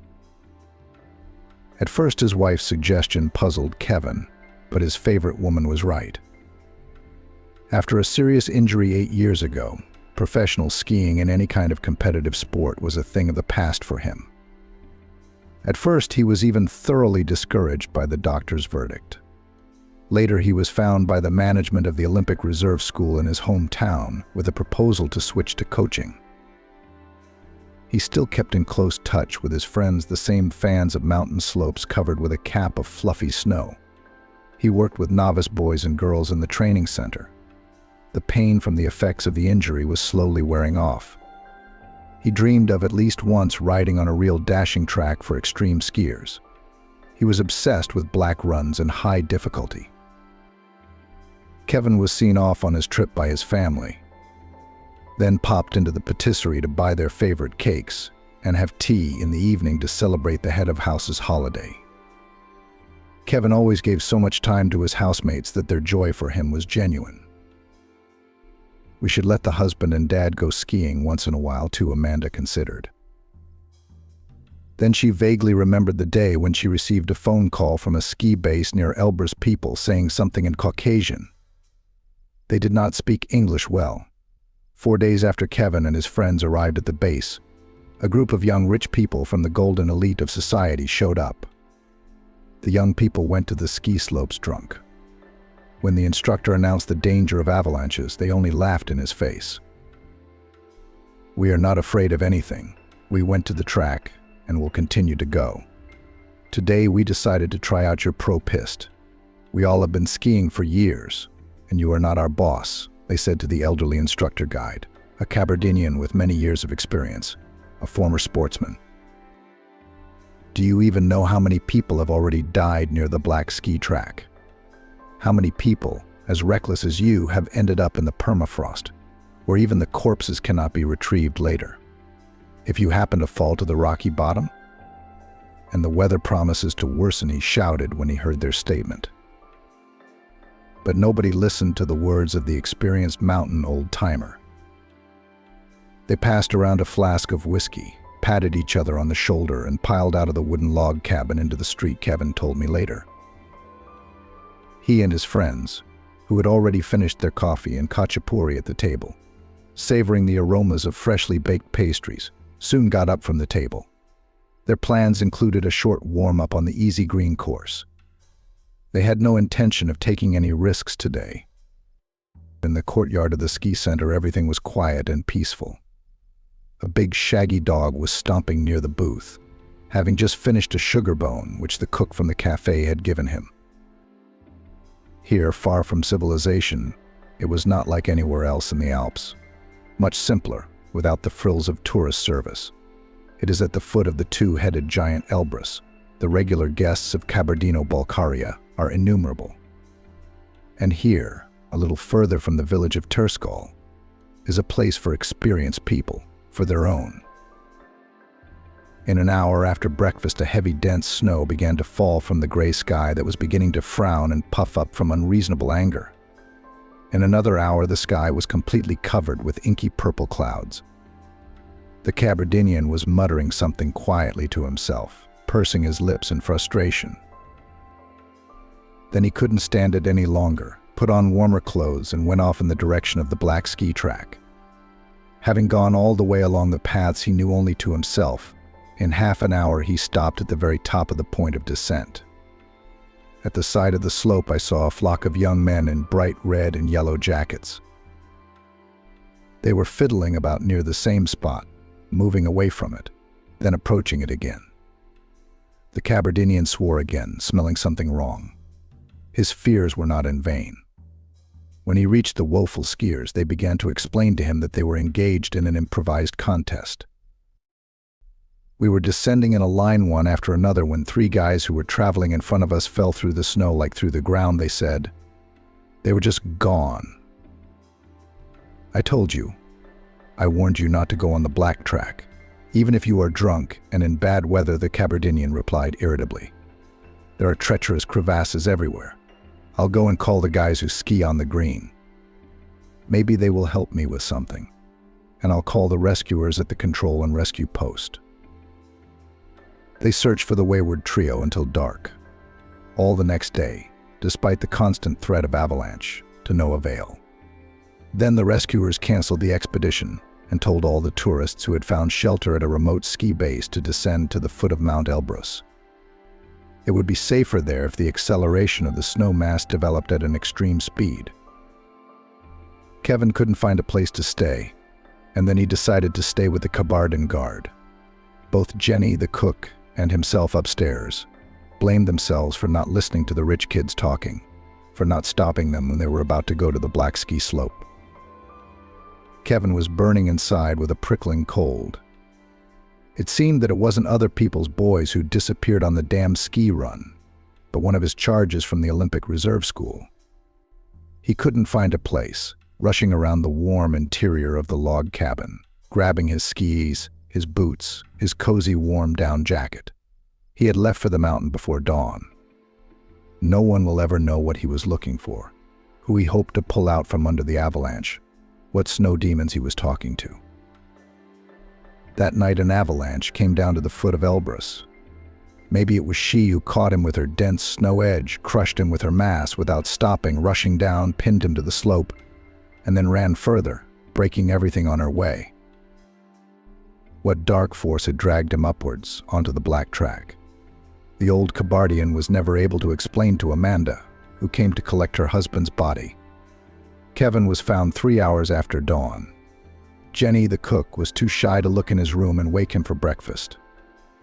The bed in the room was already cold. Kevin was lying in a fetal position with his arms and legs oddly crossed and tucked up against his stomach near the supposed edges of the cleft. The medical examiner, after the autopsy, wrote a report that his heart had stopped. Amanda, after reading this document, immediately recalled the words of Friedrich Nietzsche. If you stare at the abyss for a long time, the abyss also stares at you. It seemed to her all the time afterwards that the last hours of Kevin's life had been terrible.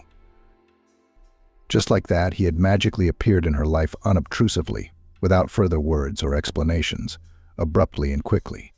He'd also left her life without saying goodbye, without explaining anything, without a final look in her eyes. You're not very good at cleaning the mezzanine, Mother Amanda said to herself. Time to feed the children and put them to bed. Marcus wasn't cranky today, thankfully. Kevin and Amanda's youngest son was about to turn 2. She'd recently found an activity that fascinated him so much that he could sit quietly for hours without a peep. The secret was simple. She would place a pair of her cleanly washed trainers in front of him. She would pull the lace out of one of them and leave it in the other.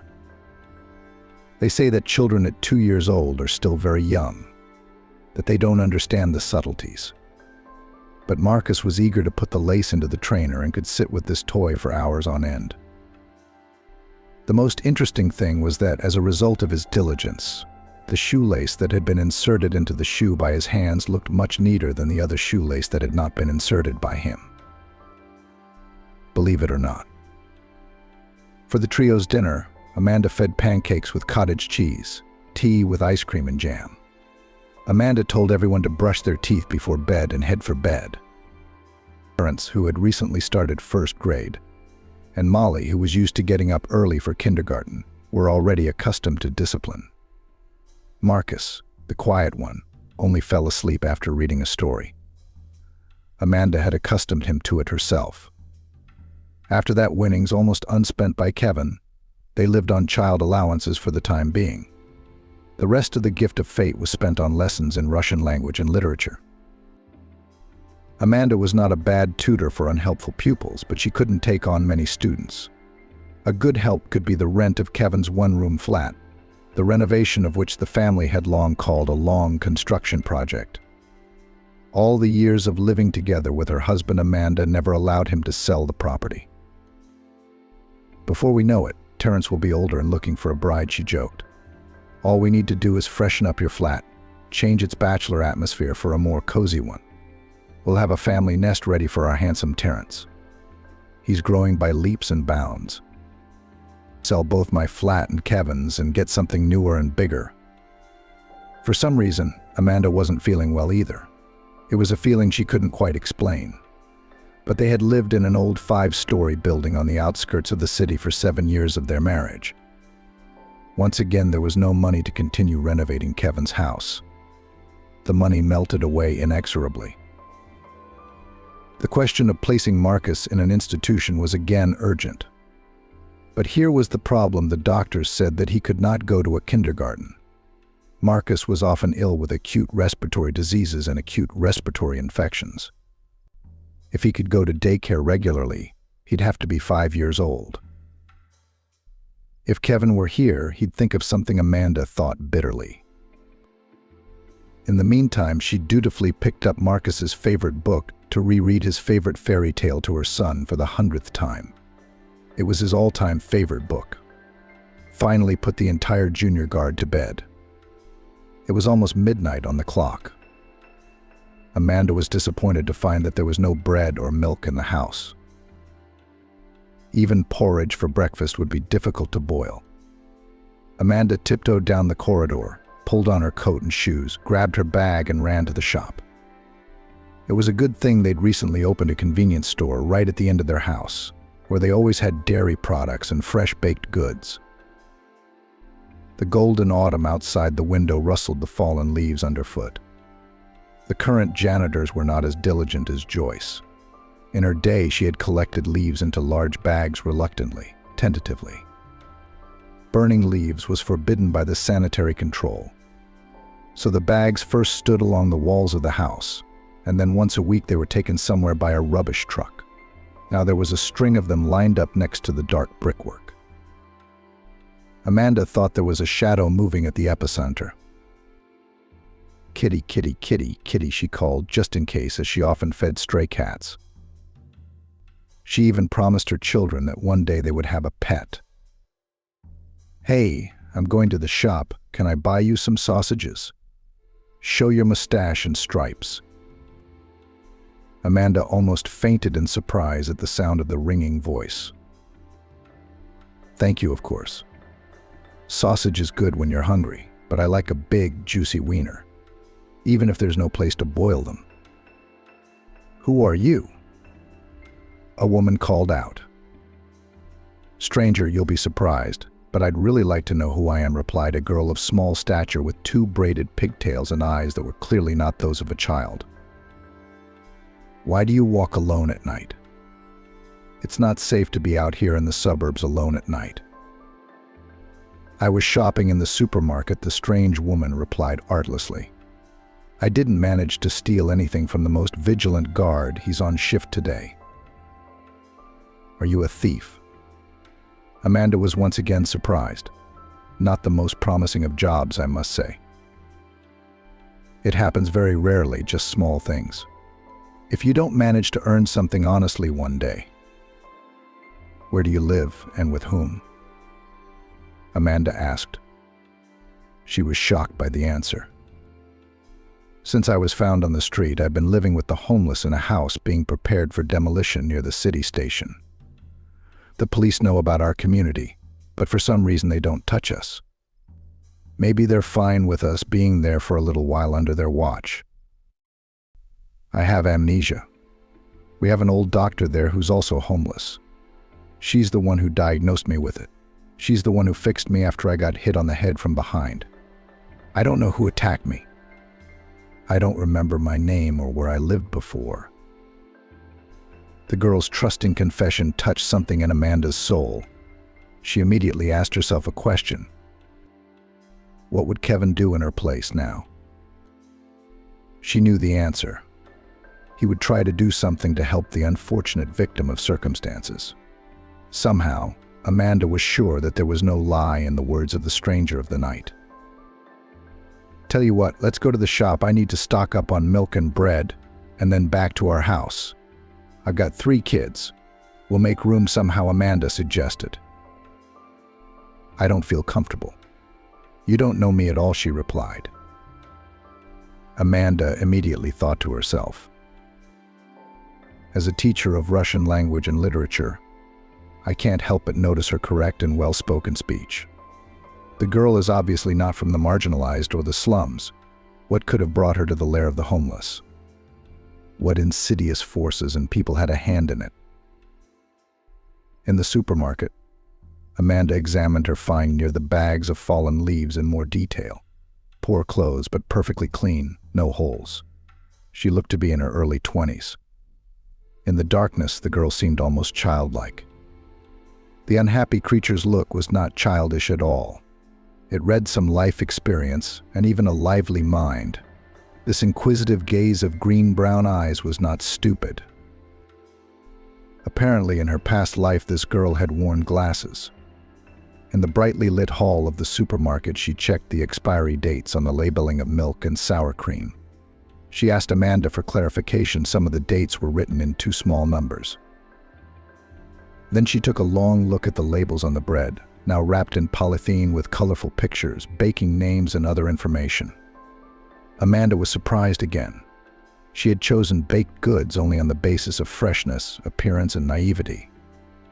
She read something thoughtfully until she put a sliced loaf and a loaf of wholemeal bread in her basket. At the checkout, she didn't fuss and acted confidently. It didn't seem like the sort of thing that someone who was used to stealing and had never known any other way of life could behave. Where did you learn all these tricks to choose the right products? Amanda asked. I don't know. It's like something in my head. It would be better if the name told me my memory, not how to understand bread and milk, the girl replied. They entered the flat quietly. The children were sleeping peacefully. Only the night light in the hall cast faint glints of light on the walls. They call me Agnes among the homeless, because I seem to be a foundling with that name. Will you call me that too, since you've decided to invite me to visit? And don't think I'm being cheeky. Can I take a shower at your place? I've always felt uncomfortable washing in our half-barrack behind a screen. Fetch water from the pump around the corner, heated up on the electric cooker, for which we always get beaten up by the police. What's all this washing? Amanda brought a large terry towel from the bedroom, gave me some pajamas from her stock, showed me how to use the gas heater. There was not a shadow of doubt in her mind that Agnes would want to steal something from them, take advantage of her trust and deceive her. After her shower, she went to the kitchen, where Amanda had already made her tea with milk and a sandwich with doctor's sausage, which her children loved so much. In the light of the orange lamp, the landlady changed her mind once more. Agnes looked even older when she came out of the hot water, with her hair loose around her shoulders and a deep look in her marsh-colored eyes. Sleep came to both of them. Even though Amanda had to get up at 7 to take her son to school and her daughter to kindergarten, she was curious. She wanted to ask the girl if she remembered anything about her mysterious past. Madeline stretched out sweetly in bed like a graceful kitten. Freedom of movement, freedom of action, freedom to call and text her lover's mobile phone. There was no longer that nasty Nicole standing between them. Ugh. I had to name my daughter so intricately for that oligarch. She is Nicolette Stevenson, favored daughter, wife of a business partner, a successful young woman. So where is she now? I'm looking for her in the field. It was a good idea of hers to get that upstart out of the way. She and her beloved from the school desk made eyes at each other. She with simple dreams, with dreams of a prince on a white horse. He's the son of a successful businessman, Harry. Who in town doesn't know this famous corporation of 2 long-time associates of Stevenson and the father of her sweet boy? How upset she was when Eric was sent to study in London at some economics academy. They danced so languidly and tenderly at graduation, the envy of all their classmates. Rumors were flying around the school that they were a couple. And then there's this surprise with this study abroad thing. Nicole was not wasting time with her studies at that moment either. The 2 avid business partners owned shopping malls, restaurants, and supermarkets around the city. Yes, they don't have London, New York, or even major cities here. It's just an average-sized town. But by local standards, the fortunes of the owners of all this wealth are enormous. That kind of big business has to go into safe hands. So Nicole, as everyone around her called her, went to university after school, graduated from the Department of Food Experts. She learned to determine the quality of sausage, cheese, chocolate, and all other products almost unmistakably by their appearance. Eric returned from London a serious, thoughtful young man. Harry was already rubbing his hands together in anticipation that he would be able to hand over the business to his rightful heir in a little while. Stevenson, Nicole's father, was older than his age. Despite the opportunity to receive any treatment in the best clinics in the world, with health and physical capabilities increasingly gave up. In every possible way joined the business to his daughter, who turned out to be a clever and wise assistant. Once, when Eric was still studying in the UK, the 2 men had a serious conversation. "Harry, mate, you and I have known each other for so many years. In fact, we trust each other. What would you think of my modest plans for my son and your daughter? It would make a handsome couple. We'd pool our capital for future grandchildren." "Yes, Mr. Harry, given the 17-year age difference. I never called my partner by name. I'll be glad to see our offspring work out to our mutual satisfaction. I think they'll get to know each other. They're not the first, they're not the last, they're the ones who seal the business with marital ties. I think that marriage in our commercial times is better to conclude with people of their own circle, so that then unnecessary surprises did not arise. I agree with your idea." The 2 men had not forgotten when Eric had returned to his hometown, encouraged by his academic success. The 2 families, and the men had already discussed their plans with their wives and received full approval, began to organize picnics, parties, receptions with the obligatory condition the presence of the whole family. So willy-nilly Nicole and Eric had to cross paths all the time. The young people themselves were not stupid either. Far-reaching ideas of their parents with their minds approved. Of course, they did not feel great and bright love for each other. But love is not required for a marriage of convenience. The main thing was that they sympathized with each other, did not experience obvious dislike, were not negatively disposed when communicating close. The level of intelligence and development, similar interests did the trick. To begin with, they went to lunch a couple of times in a restaurant, to a fashion exhibition and a touring performance of the capital's theater. A couple of months later, Eric invited Nicole to a romantic dinner, where he made her a marriage proposal, handed her a stylish ring and a dainty velvet box thick burgundy color. We drank to the possible future marital happiness. They decided on the date of the reception in honor of the official announcement of the engagement. Nicole allowed herself a couple of glasses of wine. Eric downed 200 grams of whiskey for courage, then made up his mind. Nicole, I'm sorry to ask, but I'd like to know. Have you had experience with men before? Nicole, not the least bit embarrassed, simply answered. I had a 2-year student affair with a guy from a parallel group. We were in our 20s, who at that age only reads poetry and looks at the moon. I wasn't a monk in England either, having been with a student from another college for 3 years. We both knew it was a no-strings-attached affair. She's an educated, well-read person, a loyal mate. But we parted without tears or regrets. Both of us knew from the beginning that it was bound to happen at some point. After this frank conversation, it somehow happened by itself that at Nicole's flat, she had already been living separately from her parents for 2 years. Eric looked into her eyes questioningly.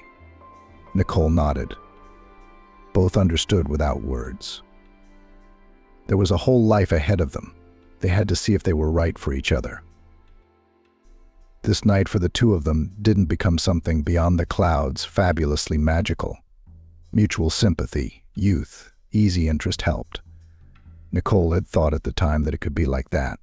What Eric thought, no one ever knew. But he wasn't particularly disappointed either. The reception in honor of the engagement of the two heirs took place. They were both the only children in the family. The reception was organized at the highest level in the finest country restaurant. Hundreds of guests, the glitter of diamonds and emeralds on the ladies, expensive suits and watches on their bow, representatives of the press of all stripes from the city multi-circulation to the tabloids.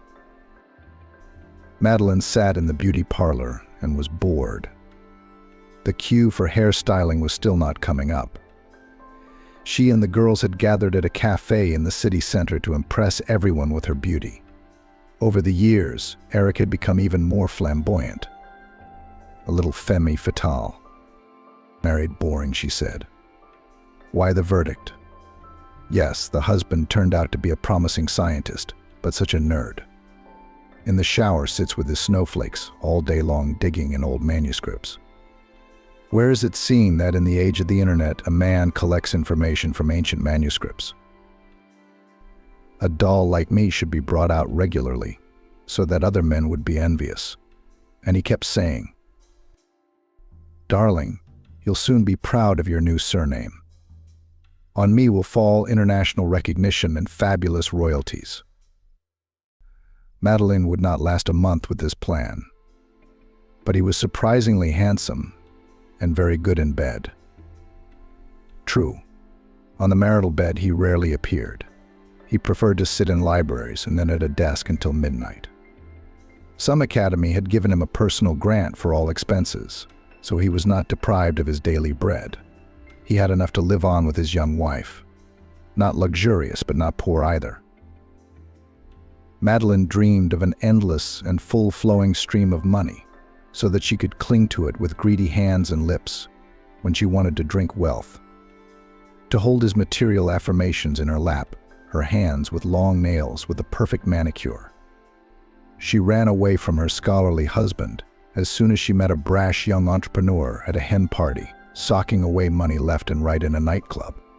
Her husband had just rushed off to the library of a neighboring town.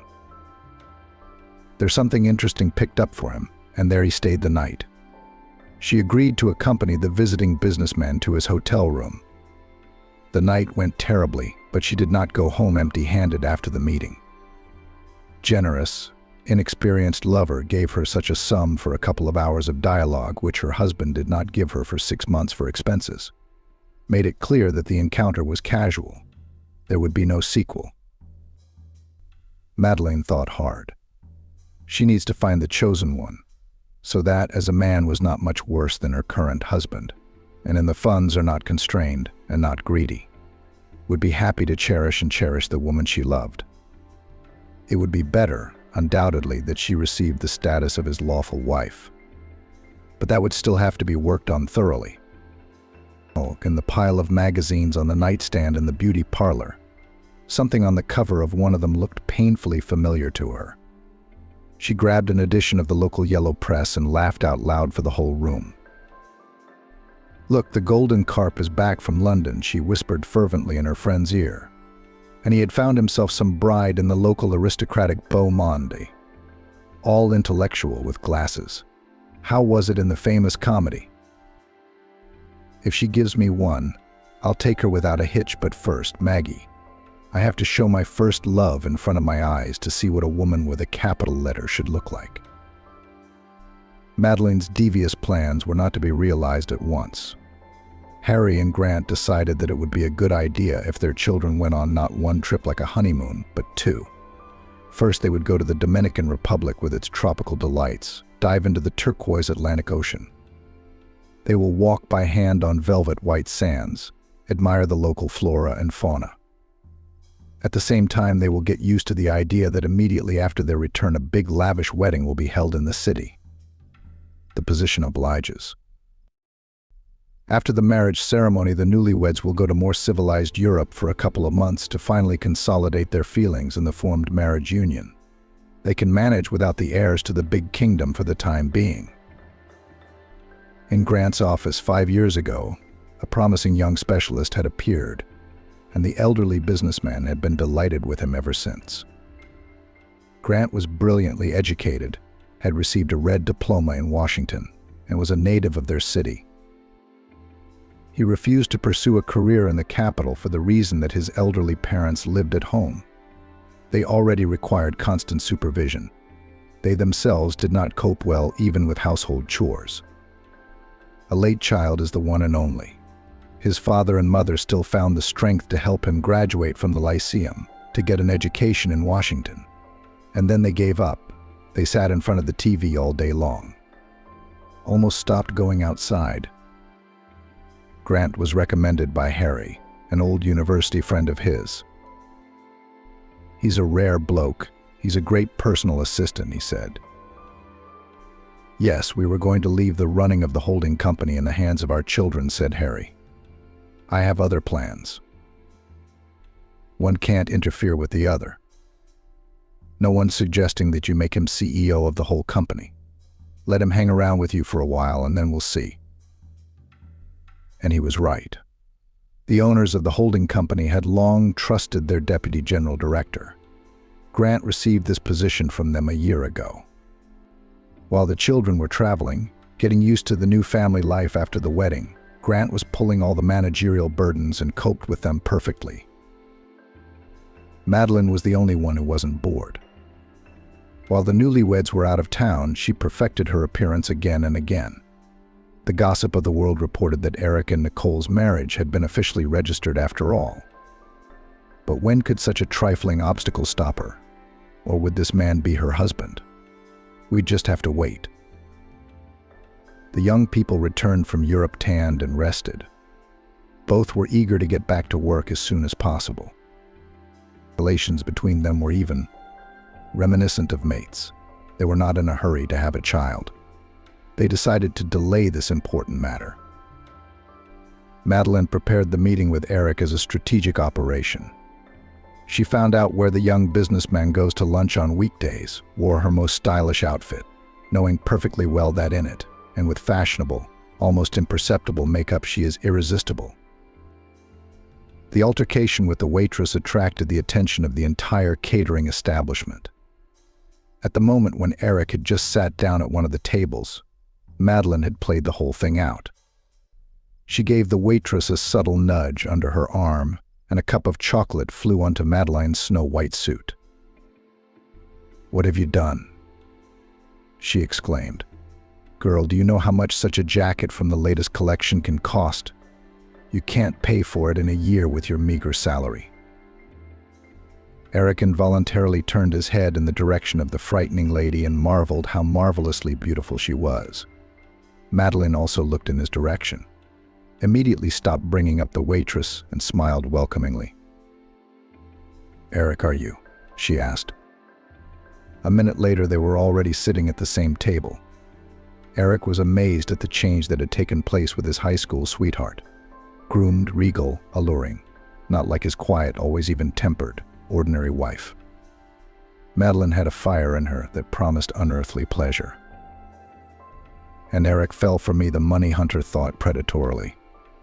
I've got to take this chance and squeeze him. But first, a little tease.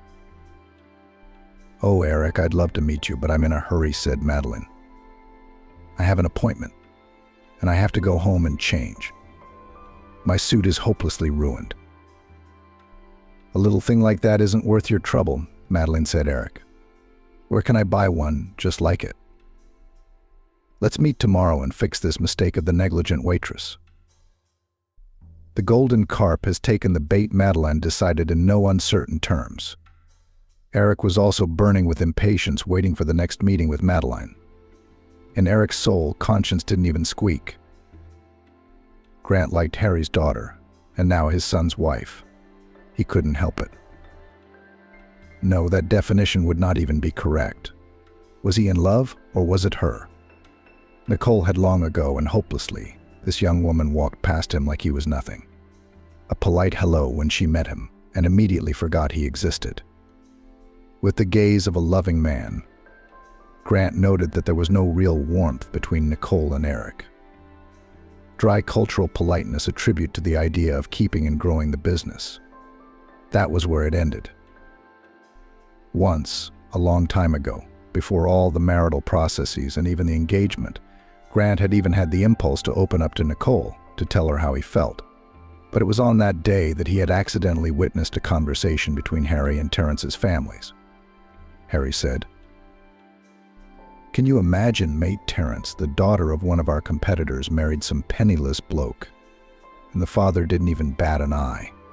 Let her choose with her heart. What kind of sincere feelings can there be in our business? I think that with such views on life, a solid business will never be built." Hearing this rant, Grant immediately changed his mind about something to say to Nicole. He loved her silently to himself, not paying attention to other girls. Although with his masculine appearance, the entire female cohort of the team cast explosive glances at him. Thank God, at least his heart's secret no one guessed. There was chatter that his heart was broken by some hottie from New York. Eric and Madeline were drowning in an ocean of unearthly passion. In fact, Madeline herself did not throw herself into the maelstrom of all these sentimental tricks. She had calculated everything. Eric never came to a date without an expensive gift. Her entire flat was now littered with luxurious bouquets of flowers. There were incredibly expensive birthday outfits in her wardrobe, a small, sleek car of astronomical value, and even with technical tuning for the 8th of March, a stunningly beautiful canvas from Somalia. Eric was a generous lover, earned an excellent income, and had a personal bank account, with the contents of which his father had no interest. Let the boy have some funds for pocket money. Somehow, once again, Madeline was lazily bored. She ran through the television channels and came across an old, very old cartoon film called Last Year's Snow Falling. Its busy character kept moving through space with the phrase, "It's going to be a bit small." At that moment, Madeline acutely realized that she didn't want to remain in the role of the second woman in Eric's life. After all, her partner never stayed overnight at her place anyway, or went to Nicole's place in the next fancy hotel, and she even suspected that he never did his marital duty at home. Nicole lived in complete ignorance. Her husband at work, at corporate receptions, at city social gatherings was always there, as he should be. And how he spent his time in other hours, she did not care at all. Inside Nicole lived a certain mystery. After returning from Europe, already being the legal wife of Harry Jr., she once found herself at work in the same lift with Deputy General Manager Grant. He stood silently, without making a sound, facing his boss's daughter. He was looking at her in a way that gave her goosebumps. A thought was born in her head. I shouldn't think that. But you can't fool yourself. If only instead of Eric, my husband had been this charismatic, charming, very intelligent, and very polite man. Why did fate decide that I should continue the dynasty in my father's business? One must follow the call of one's heart. On the top floor, Nicole stepped out of the lift and headed for her office, dispelling the obsession on the way, the magic of Grant so suddenly captivating her. She'd liked the young man from the first moment she'd met him. But she remembered her father's favorite motto: "The position obliges." She pulled herself together and ordered, "Don't you dare even think of him. Your fate is the fate of the girl in the novel. But I'm given to another, and I'll be faithful to him forever. So pull yourself together and work." Nicole hadn't forgotten that meeting in the lift. She pulled those memories out of the recesses of her mind when she was alone. Her father had been shifting more and more business tasks onto her shoulders. She and Grant were always crossing paths at meetings, but they sat far apart. Nicole didn't even notice that her husband Eric's schedule was increasingly filled with overnight trips to branch offices. Their cold marriage of convenience did not bring them both simple human happiness. Nicole couldn't even remember the last time she and her husband had been close. At that time, Madeline was preparing to give Eric an ultimatum, either her or that nasty Nicole. Eric was disappearing more and more often with his mistress, sometimes for the whole weekend.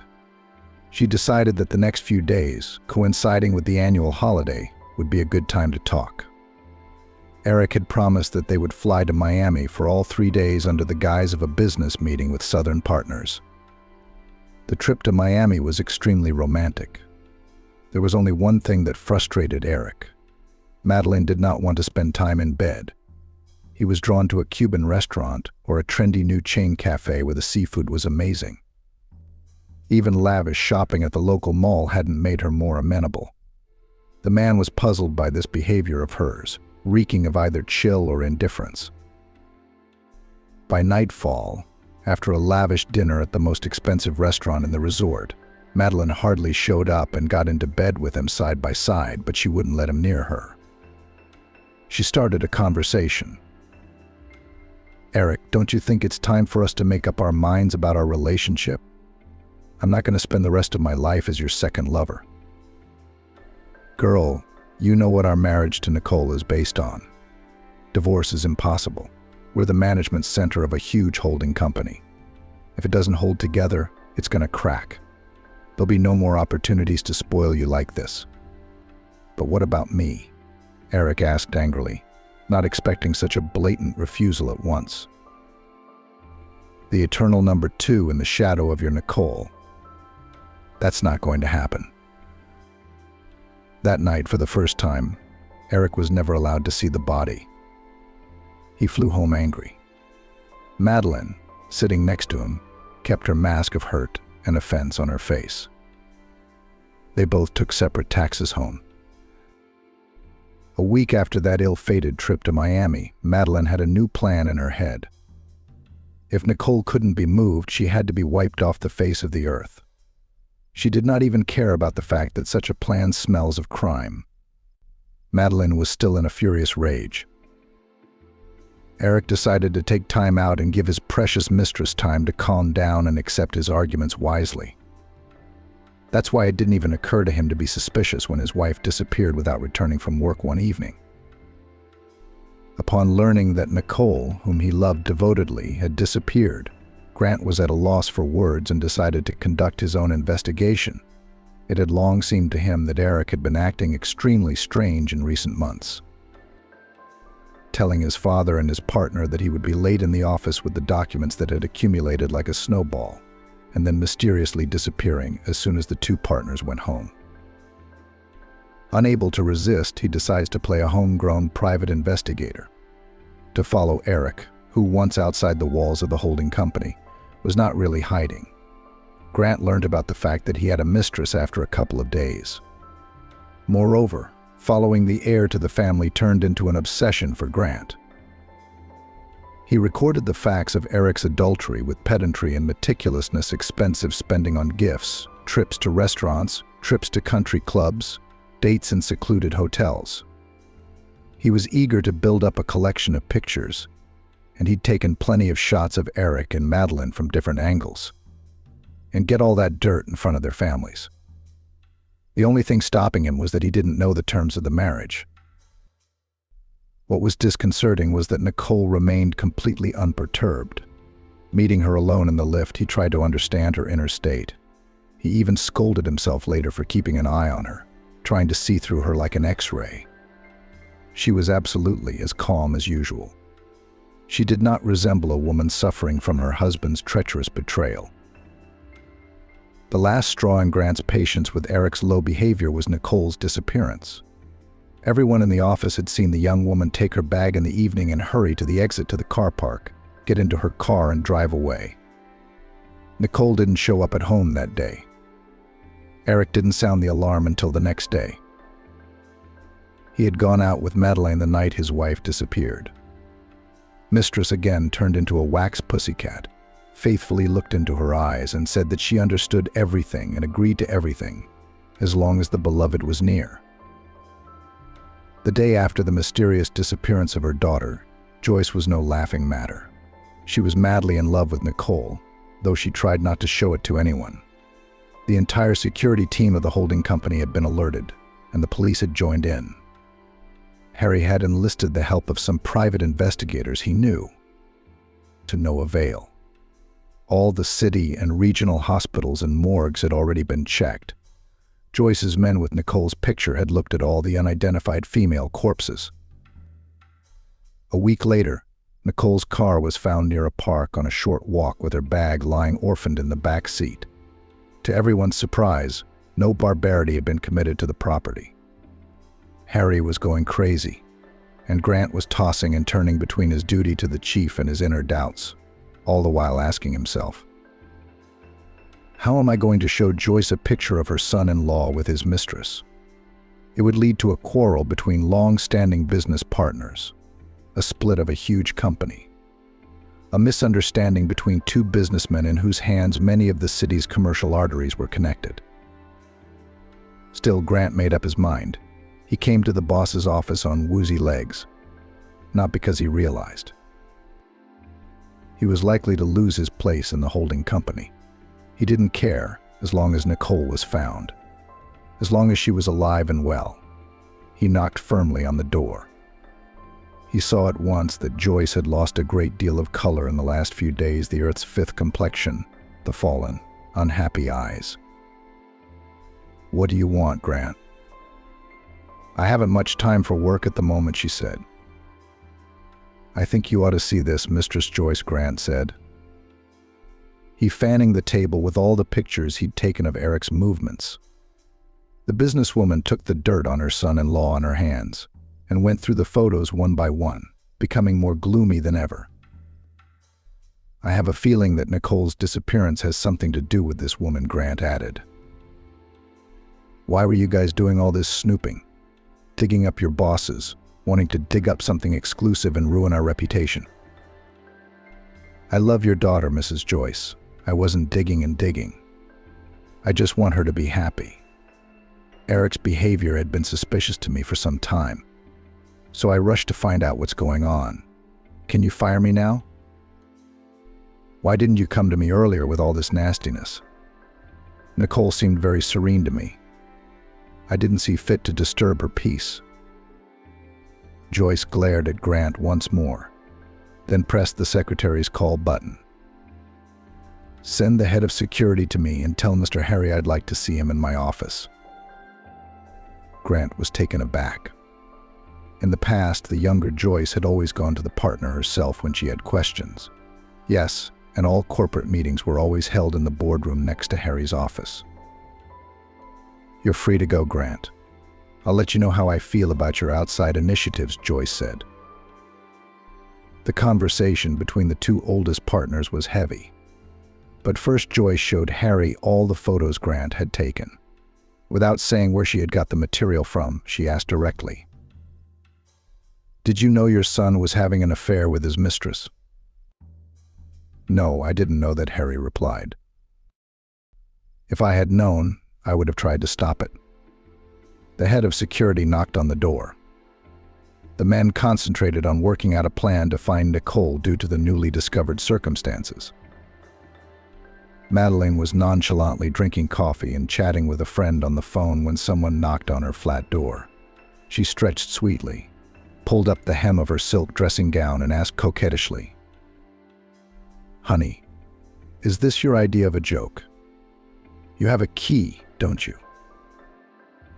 "Open up, Madeline. Eric sent us to see you," came the reply.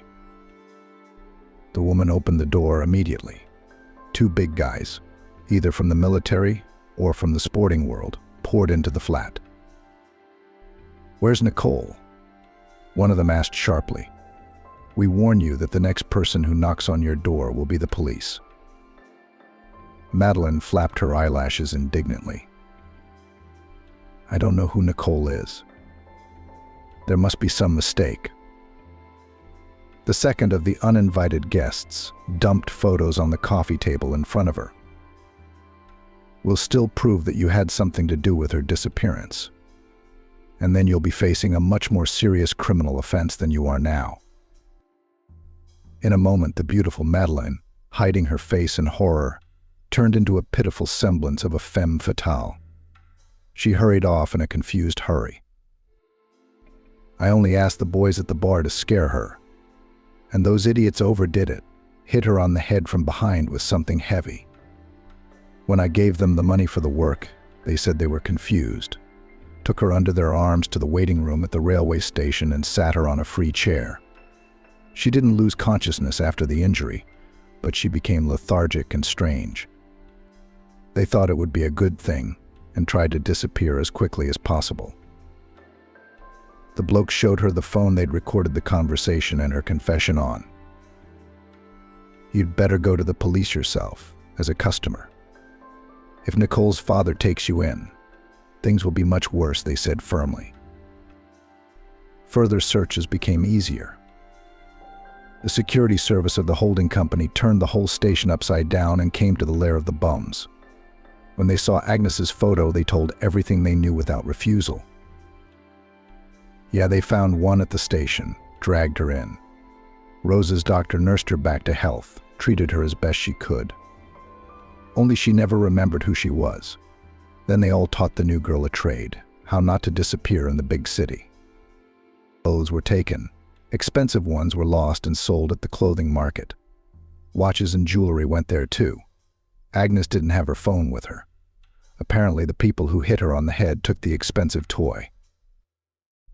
A few days ago, she didn't return from a night out in the field where she used to work part-time. So, she was picking weighed fruit and vegetables in the back of supermarkets. It's a temp job. If you look decent, they can trust you. The entire security service of the holding company went to all the places where homeless people sometimes try to earn a little bit of honest money. In 2 places, Nicole was immediately recognized, and in one shop, the checkout lady said, I know this girl, she's always so polite and cultured. She often buys groceries from us. Sometimes she comes alone, sometimes with an older woman or with her younger brothers and sisters. The servicemen were surprised. Maybe it's not our Nicole. They all live in that 5-story building, but we can't name the flat. You can ask the grandmothers in the courtyard, the cashier told them. Amanda couldn't be happy that one dark autumn night she met Agnes in the courtyard.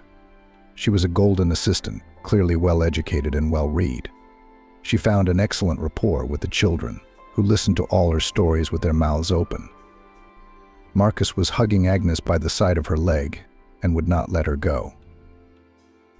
Amanda could now safely leave the house to study with the students. The school year was gaining momentum, and many students were lagging behind in Russian language and literature. There was no shortage of clients. Amanda went to the supermarket to buy some cakes. They would have a sweet party tonight with Agnes and the children to watch some interesting film. The cashier at the exit looked at her strangely, as if she wanted to say something, but then remained silent. Amanda thought, my mascara must have smeared when I rubbed my eye with my fist. Well, the house is just around the corner, and there's a mirror. The drive to their entrance was blocked by a cortege of expensive cars. All elite foreign cars, big with shiny pearlescent sides. Men in strict suits, white shirts and ties stood near the cars. One of them was obviously very nervous. Grant was asking to ride with security to where Nicole was presumably now, so pitifully that the stern businessman McDowell's heart trembled. "Go ahead. But to me they're without any tricks," he said. It had recently occurred to Harry that they had been wrong to strategize a marriage of convenience between the children of two high-ranking families. Eric, after his affair with Madeline had been discovered, had rushed to follow new trails, and lingered under the police station where his mistress was in custody. Grant, on the other hand, wouldn't go home until security brought new tidings to the chief in the evenings about how the search for Nicole was progressing. You can't command the heart to love. It's not subject to human will, he thought. Amanda walked up to her flat as if through a line, but stopped when she heard her neighbor Chloe's voice. "Oh, there she is herself. Is it in her house now, the girl you're looking for?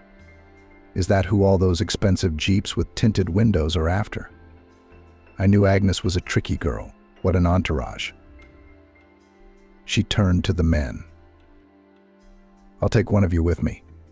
You're going to scare the children with this team? Shall I go?"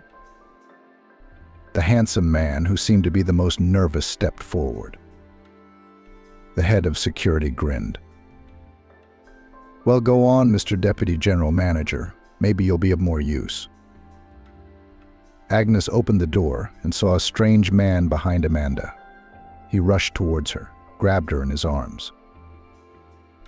"Oh my God, Nicole, are you alive? It's so good to see you. We all went crazy when you disappeared." A click in my head, a brief flash, a silver lift with a stylish design. Two people entered the office, a man and a woman. And the woman felt so good to have this man around. That's what Grandma Rose used to say back at the homeless shelter. "Your memory is like lightning flying.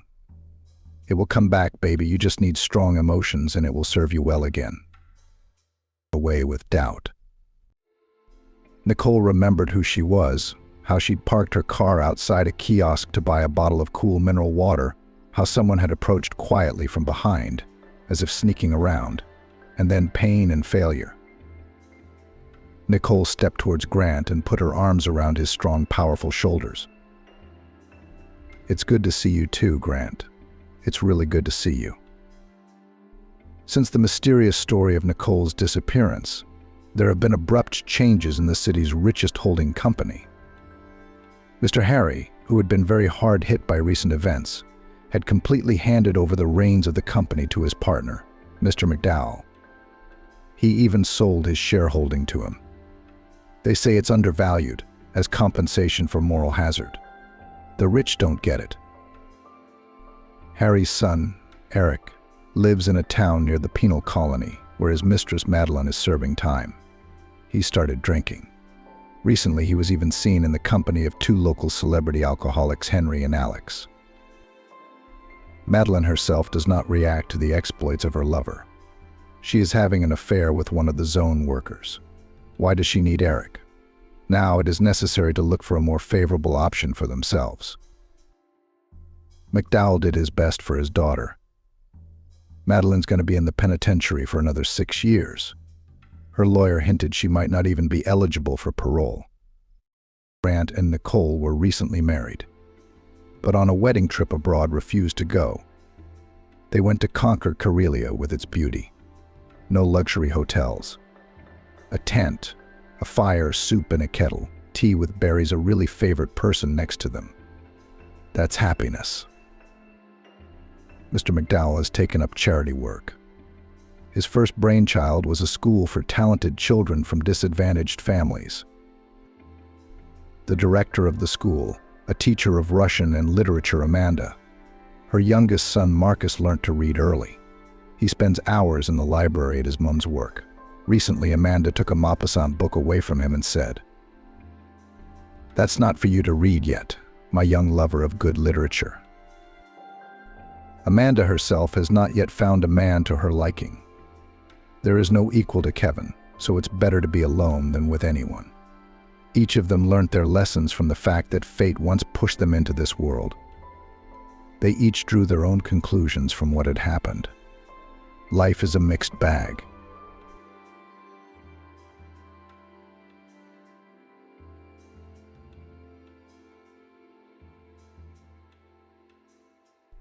Having overheard a strange conversation at her grandfather's funeral, Exusha hurried to the old apple tree and barely in P4 as to what Sabrina hated sad funeral ceremonies. Well, of course, no one asked her permission to live or go beyond the boundary from which no one could return. Right now, she knew as soon as she saw Charlotte on her smartphone screen. She knew it was bad news from her neighbor. "Sabrina, hello, darling." Charlotte's voice came through. "It's Aunt Charlotte calling. I'm sorry to break the bad news to you this morning, but your father's phone isn't working, so I've had to break it to you. Vincent died recently. I go to work and I see him doing something under the apple tree, half turned towards the street. I'm waving at him. Vincent, good morning. Godspeed. I asked him what he was doing early in the morning. Was he raking or picking up fallen fruit? And Vincent had no emotion. He didn't even move. Though you know my voice is loud, it's impossible not to hear it. So I went to the gate, opened the latch, came up to Vincent, and he wasn't breathing. I'm sitting here on the porch, and I've called all the services, except the funeral parlor. It's not up to me to see Vincent off. But Sabrina, honestly, I have to go to work. Would you come?" Sabrina replied in a husky voice. "Of course, Aunt Charlotte. I'm leaving now. I'll be there in about 30 minutes. The sad news that her paternal grandfather had passed his last frontier came as a shock to Sabrina. Vincent, always cheerful, was something she hadn't expected. She had to go, of course, organize everything, call everyone in her grandfather's phone book. But she wanted to convince herself, shiveringly, that this conversation with her neighbor was just a bad dream. Now I should open my eyelids wide and look at the call history. Make sure the call never happened. Unfortunately, that hope was not realized. There had indeed been a call from Aunt Charlotte, and Sabrina did her best to get to her grandfather's cottage, which was technically located within the big city but in the private sector. As soon as she got into the taxi, Sabrina asked her boss for time off. Then she had a short conversation with a colleague in the office, explaining where the documents were, for which, as it turned out, today clients had to come. The most difficult call the girl did not dare to make: how to inform her parents that they have to cancel a trip abroad to celebrate the 25th anniversary of the wedding, that they had to return urgently to say goodbye to Grandpa Vincent. Sabrina felt sad. What an unexpected tragedy. She'd spoken to her grandfather just the day before yesterday, and he'd told her he was expecting her to visit. He asked her to come soon, not for the sake of tending a small vegetable garden, but to consult on something. Sabrina promised him a weekend, which had recently passed. She could well have visited her grandfather, but she was a little ill, postponed the visit, called, apologized. They chatted for a while about nothing. Grandpa Vincent recalled the way his wife Shirley, Sabrina's grandmother, had always done things. The girl heard that she should brew linden blossom, wait until the infusion cooled to a pleasant warmth, stir a spoonful of honey into a glass of the healing liquid, drink it, and lie down under a blanket. She promised that she would heal herself and then visit him. And in the first month of autumn, when she was scheduled to go on holiday, Sabrina promised to stay with him for at least a week. God, what a shame, Sabrina thought now, regretting that she was going to wait for a holiday. After all, it took about 45 minutes to get to her grandfather by public transport. When there were no traffic jams on the roads, it was possible to head not home after work, but to a loved one who had lived a little over a year and was incredibly bored alone. All the more embarrassing was the fact that Sabrina was free and could keep her lonely grandfather company, traveling to and from work, even by taxi, more expensive than public transport, but quick and comfortable. Alternatively, Sabrina could simply leave the house a little earlier to walk in the private sector to the transport stop where the tram of the desired route departed. Everything would absolutely have been solved, somehow managed and sorted out. But she had not had the foresight to realize that Grandpa Vincent required care and supervision, and that his requests to come were not a mere whim, but the wishes of a lonely elderly man. Sabrina felt an agonizing sense of shame. And sighing, she tried to call her parents. However, both her dad's and mom's number were out of range. The girl had to send an email, hoping that the unpleasant news would not be read too late after solving the rest of the issues. The time on the journey to her grandfather's house flew by. Sabrina stepped out of the taxi and, after listening to Aunt Charlotte's sympathy, felt a real grief come over her. Her neighbor hugged the girl who had arrived, told her to hang in there, and ran to work.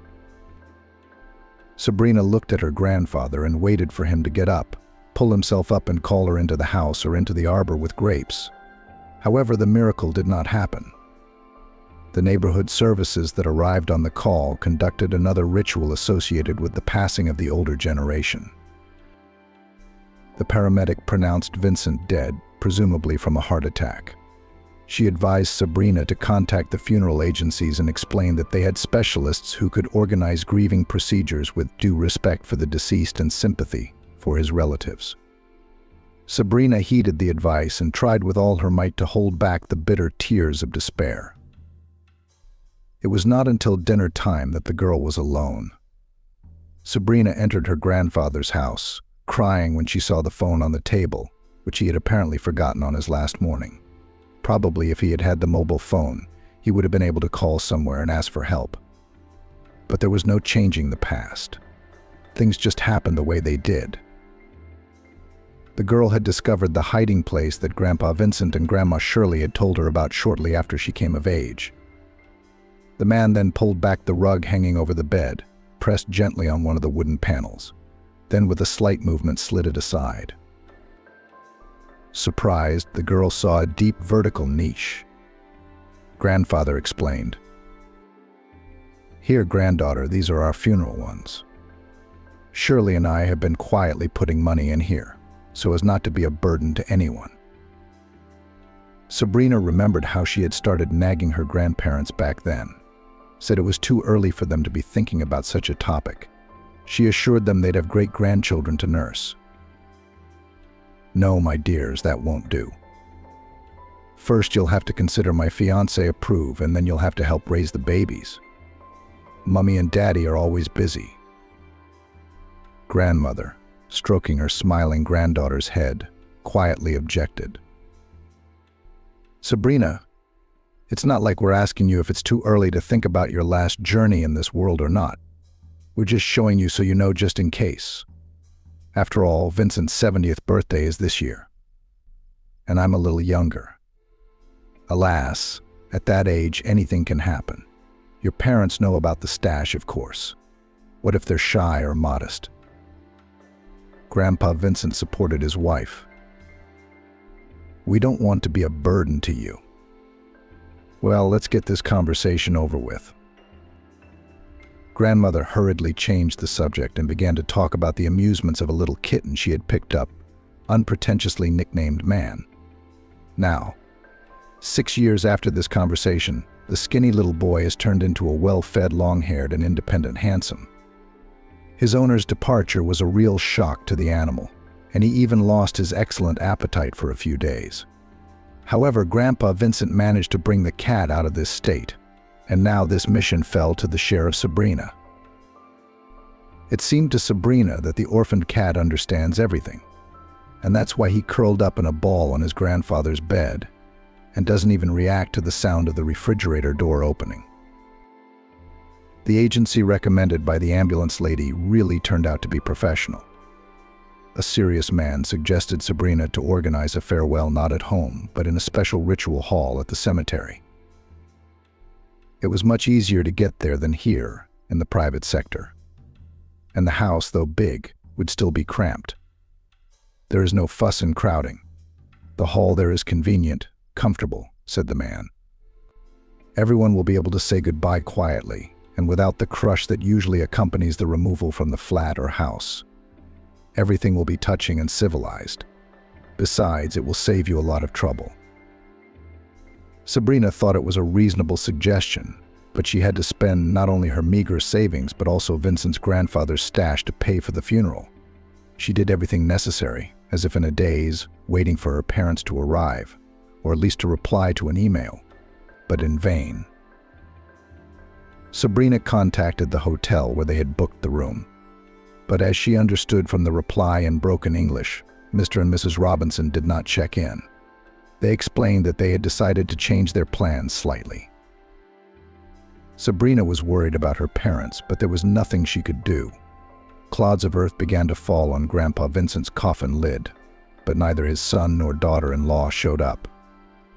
It was Sabrina who received the condolences and sympathy, and she had to listen to the lamentations of the distant relatives who had come to see the old man off. Some unashamedly spoke out about the irresponsible son and daughter-in-law who did not attend the mournful event. The girl defended her parents as best she could, and the guardians of other people's morals were silent for a while, transferring the conversation to other topics. Gradually, only relatives and the closest of neighbors remained at the memorial table in a small cafe. Sabrina, who had last seen most of them just under a year ago at Grandma Shirley's farewell, could hardly stand all the questioning. She wanted to run away from the cafe, but she had to fulfill her duty as a granddaughter to the end. From time to time, she took out the dirty dishes and brought memorial treats along with the waiters. As long as she didn't have to sit at the table listening to the loud conversations of those gathered. By chance, Sabrina overheard part of a conversation between Aunt Charlotte and Grandpa Michael's cousin as they served another batch of pies. Vincent used to talk to that apple tree like a person sometimes. I told him when Shirley was alive that we should cut that useless tree down, Michael said. It's grown over the roof of the house, and you can't get apples for nothing. Shirley, God rest her soul, used to complain about how useless that tree was. One year it bore so much fruit that you'd be tired of putting it away.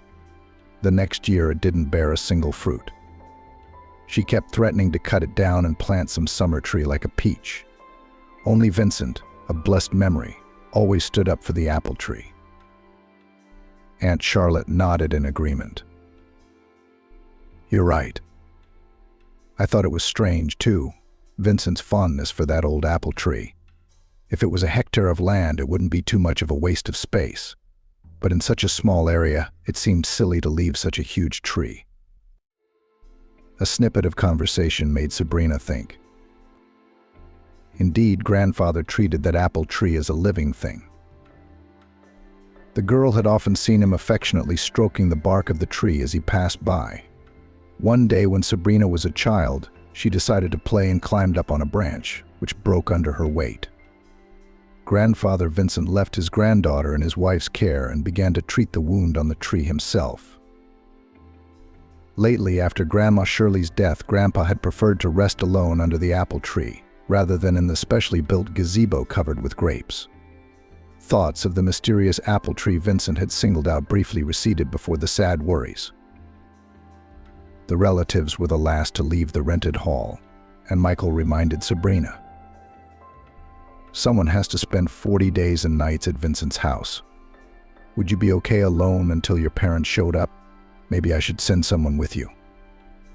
At least take my Tracy, my youngest daughter, with you. Sabrina noticed the look on Tracy's face, a woman of about 35 who clearly had her own plans for the evening and had no desire to spend the night in a place she didn't know. Thank you, but I can really manage on my own. After all, it's kind of a token of my respect for my grandfather. Saying goodbye to everyone, the girl hurried home from the public transport stop, as her relatives had to go in different directions. Barely opening the gate of her grandfather's house, Sabrina had time to regret that she had tried to create an image of an independent and strong person. Of course, she wasn't too young to be afraid of an empty house, but she'd already spent a few nights here all alone. Would she be able to cope? She began to ponder again the reason why the tree held such an important place in her relative's life. Pensively, the girl stroked the sad cat. But being in the house, even in the company of an animal, was somehow uncomfortable for her. Sabrina went out into the yard and, obeying a sudden impulse, approached the apple tree, on which somewhere high hung green small fruits. A chill ran down her back. When she saw the scratches on the ground, there was no doubt that Grandpa Vincent had left those marks. It got really creepy when Sabrina had the crazy thought that the dying old man was digging up the ground, not in agony, but trying to dig up something. The girl went to the barn, took a small garden trowel from there, and returning to the apple tree, began to carefully dig into the ground. Almost immediately the trowel hit something hard. Sabrina began to dig with the utmost care and soon pulled out of the shallow hole a hard rectangular package wrapped in a bag and additionally sealed with duct tape. The girl had never heard any stories about family heirlooms and was truly shocked. At home, Sabrina laid an old towel on the table, already asking for a well-deserved rest somewhere in a landfill. She laid her find on it and carefully opened the package with the kitchen knife her grandfather always kept sharp. Beneath the layers of duct tape in the package was a metal candy box. The girl held her breath as she opened it and saw not jewelry or money inside, but papers. Sabrina scrutinized the contents of the box. There were envelopes underneath double-folded notebooks, clearly written in her grandmother's smooth handwriting. Judging by the fact that the package was quite modern, with the emblem of a chain supermarket, and the paper was neither frayed nor yellowed, the girl concluded that the find had not been in the ground long. Thinking that it wouldn't be a big deal if she knew what Grandpa Vincent had tried to dig up before he died, Sabrina began to study the find, turning first to Grandma Shirley's notes. "My dear Vincent, I am writing you this note of confession, realizing that I do not have much time left in the world and that it is wrong to take this secret away with me. Forgive me, Vincent, for the deception and even the crime I committed many years ago because of my love for you. It's hard to confess, but I must. You and I were married then. My daughter was in kindergarten, and I was back at work at the post office. Everything was going so well, I was jealous of myself. And then, like a blow to the head, I sorted through the mail and saw a letter addressed to you. The sender was one Marian Lopez from Center City, Texas. I got a bad feeling in my heart. I didn't give it to you. I read it myself. That's how I found out about your affair while you were digging up virgin land in Kansas. Your ex wrote that it was her strict father who arranged your separation in 1964, threatened to kill you or put you in jail using his connections for having an underage relationship. In fact, he left her only option was to lie to your eyes that she didn't love you one bit and didn't want to see you again. The mother tried to stand up for her daughter, but it didn't help. The woman was simply beaten by her own husband for daring to interfere. When Marian saw what your father had done, she was terrified for you. That's why she said what she was told to say with conviction. After this brutal confession, you predictably flared up, packed your things, took an apple sapling as a souvenir for your parents, and returned home. She wrote that she was pregnant by you, and to hide the sin, she was married without official registration in the registry office to some widower, with many children in a remote settlement that did not even have a name. I read Marian's letter in the dark, and even began to empathize with your young lover. She complained that her family life had failed. The man she had to live with treated her like a servant. Marian named her baby girl, your daughter, after her mother, Cheryl, despite the scandals with her in-laws. The unfortunate young mother was literally enslaved. She endured beatings, humiliation, and relentlessly planned her escape. When her daughter grew up, Marian found it even harder. The native children of this so-called husband began to abuse the girl, and her mother could not say a word in her defense. The beating started right away. It was only after 5 years that Marian managed to escape from her husband. She did not give details, but from the blurred letters from the spilled tears it was clear it was very difficult. Marian asked you to come and fetch her and her daughter at this very center. She said she would wait for you. When I read the letter, it was as if I'd gone blind and deaf all at once. I didn't know how I was supposed to go on. Giving you the message meant losing my family. We only had a 3-year-old daughter. How could I take away her father with my own hands? How would she grow up without you? I confess, I destroyed that first letter, threw it in the oven. I thought I was protecting my family. I was wrong. Marion continued to send letters. The next one came almost a year later. Apparently she was timing it so you'd hear from her and her daughter on your birthday, asking why you didn't answer her. How could I have been afraid that she'd pack up and come to you? It's not that far, maybe a little over 300 miles. Or something like that. So we're almost next door to someone who could ruin my life. If I can burn the letters, it's the people that's more difficult. What am I supposed to do with a woman and a child? I started to think how I could keep them away from you. I wrote a letter, copying your handwriting and your name just in case. I promised I'd come as soon as I could. You probably don't remember how I persuaded you to move, but you wouldn't agree. So I lived like a volcano. I didn't know how to protect my happiness, how to save it if you found out the truth about your daughter. I didn't take holidays or sick leave with Wilfred at work because of it. Then you realized 5 years later that it's only once a year that woman bothers you. I felt a little better. I burned the letters for a long time for a few years. Then I felt as if I was ashamed. I started hiding them. I knew there were places in the house you'd never think of going. The only thing was that I couldn't leave my post office because of my fears, and I refused the post at the main post office. But that's all right, I got used to it. How long did I write to you? But I saved only 10 messages with the last letter, which came from Beaverton in 1994, and I did a mean thing. In it, Marion wrote that her health was failing, that she needed medication. And although Cheryl was trying to support her, she was always short of money. Obviously, it was a time when people were scared and unstable. The whole country was in a fever. Marion didn't ask for anything for herself. But of course I couldn't be completely calm. What if she came to our land? What if she decided to see you? I sealed the envelope carefully and returned it with the note the addressee has dropped out. After that, the stream of letters from Marion dried up. I wish I'd done that before. I don't know. It wouldn't have been a problem in the first place. Now I don't know what to do with the letters. In fairness, you should read them, but not while I'm alive. So when you hear the bitter story of Marion and your daughter, I'll be gone. Forgive my selfishness, but I could not have done otherwise. I loved you too much, and I didn't want to leave my son without a father. I don't care anymore. Wilfred's all grown up and my granddaughter's a bride. So the way to Marion is clear. I only ask you to wait at least a year after I'm gone before you look for your first love and a daughter you've never seen. Endure this period of mourning in honor of all that was good between us. And then do what your heart tells you to do. Forgive me for everything. Loving you, Shirley. Sabrina was shocked to read the note. The story of tragic love, years of deception and hard confession touched her. Involuntarily, the girl thought that perhaps Grandma Shirley should have kept her secret forever.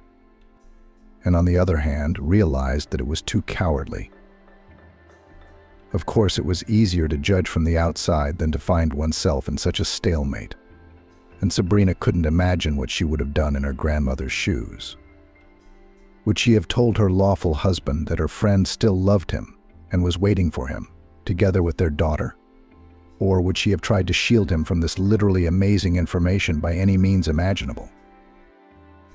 It was clear to Sabrina what Grandpa Vincent wanted to talk to her about. Surely, as the year's grace period that Grandma Shirley had asked him for was coming to an end, he wanted advice on how to find his long-lost lover. It had been a long time, and it was possible that Marion had long since changed her common surname, Lopez. Her daughter Cheryl, Sabrina, and her father's blood sister could also be married. Trying to distract herself from the unexpected information she had received, Sabrina folded the leaves back into the box and put it in the wardrobe, not daring to read the letters Marion had sent to her grandfather just yet. The girl subconsciously feared that some more details of her loved one's private life might be revealed. Grandpa Vincent was languishing alone, except for the fact that his old dog Buddy was napping next to him. It was boring, so Sabrina started cleaning, though it wasn't really necessary. She took out a bucket of dirty water to splash it in the far corner of the plot, where the rose was still modestly green, but which would be covered with a scattering of golden buds in autumn. And she saw a car pull up to the gate. Sabrina's parents, who had finally returned from abroad, got out of the car, and she was incredibly happy. Even if this meeting was with a touch of bitterness, but at least the excitement for her parents had receded. In the course of a confusing conversation, it became clear that they had traveled to a place where there was no communication or internet access. They had received a sad message from Wilfred and Patricia's daughter when they reached civilization just before Grandpa Vincent's funeral and had hurried back. However, they were still late. Sabrina was relieved that she now had the support she so desperately needed. After hugs and tears, when everyone was already at the table, she began to tell her father and mother about the unusual find. The girl took the box out of the cupboard to prove her words. Together with her parents, she once again read aloud Grandma Shirley's handwritten confession. Then they studied the surviving letters. In one of them was a picture from the photo studio.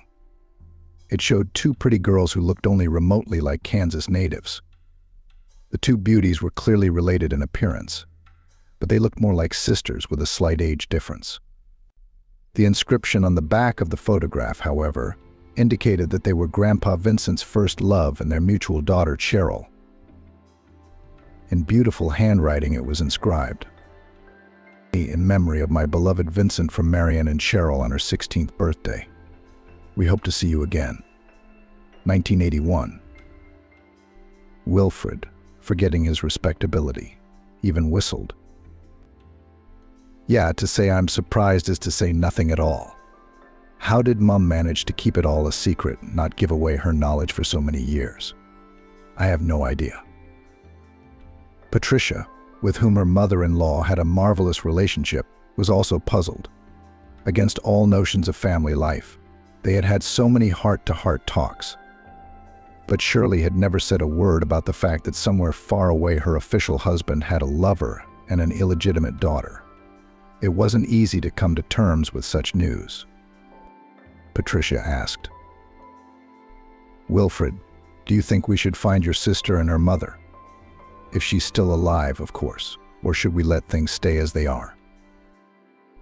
The man himself didn't know how he should react to what was happening. From what he had learnt from his daughter, his father wanted the secret of his youth to be known. On the other hand, was it ethical to intrude into the fate of a woman who was a stranger, but a blood relative? She appears to be in her late 50s, and this Marion herself is probably in her 70s now.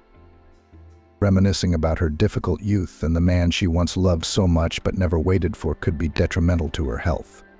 Plus, as Shirley's grandmother wrote, after she sent the letter marked addressee dropped out back, they stopped coming altogether. That could mean both that Marion believed the lie and that she was desperate. Alas, however, the most unfavorable events in the fate of a woman and her daughter could also have happened. Sabrina said, as if voicing her thoughts aloud. Still, it seems to me that we should at least try to find grandfather's daughter, just to sort of rehabilitate him. After all, it's not Grandpa Vincent's fault that things turned out this way.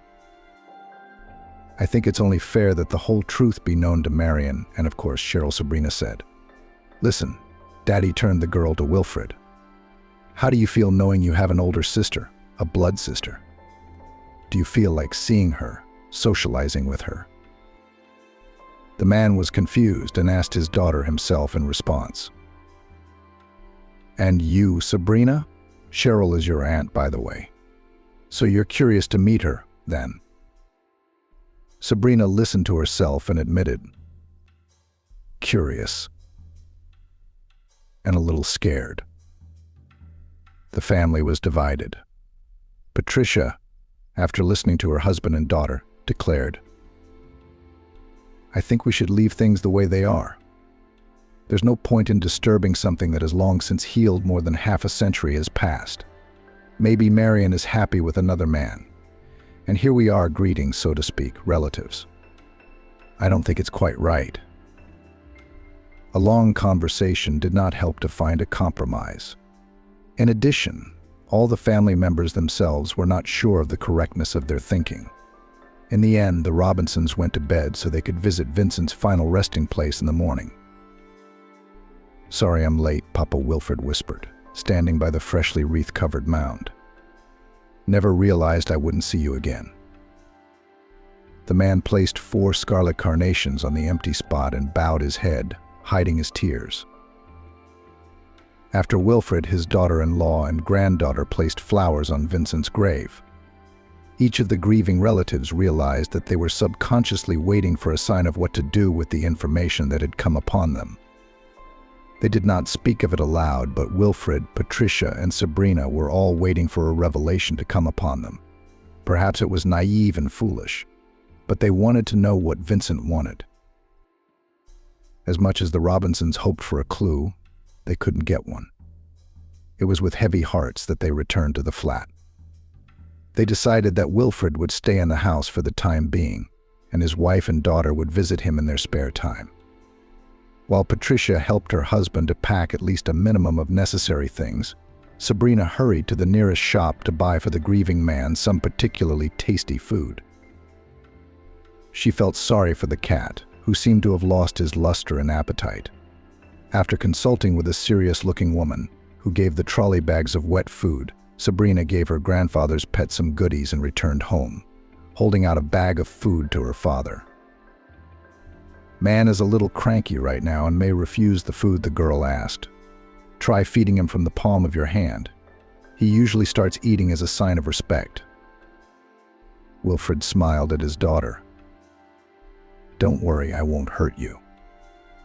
You'll brag about your cat." The days flew by. Sabrina and her mother Patricia went to work, and in the evenings they talked about everything, as the girls had been used to since their early childhood. Of course, they also talked about the secret that Grandma Shirley had kept hidden for so many years. On the 9th day, they decided to hold the wake of Vincent's soul at his house. It seemed like the right thing to do. There seemed to be fewer people than in the cafe after the funeral. But the fact that Patricia had decided to make the cakes herself instead of ordering them from a bakery as a sign of respect for her father-in-law had made Sabrina tired and Sabrina tired and Sabrina tired. But the memorial treats turned out unusually tasty, as if someone from above helped to cook. They sat together heartily, remembering various incidents from the past. Wilfred gently tried to ask his great-uncle, "Michael, is there anything you can tell me about Daddy's youth?" The older man was happy to talk and spoke in a sing-song voice. Vincent was always brave for any good cause, responsive and determined. When he came back from the army, he went to the factory to get a job in the personnel department. As his mother told me later, he heard from someone that young people from our town were going to the Virgin Lands. It was not a novelty then. The film about the dashing guy had already come out, very inspiring, and in general, everything was on the rise. Everyone wanted to help the country. It was a united effort, and Vincent, after returning from compulsory service, decided that he would be more useful there, on the Virgin Lands. I admit, wanted to go with him, but where would I go?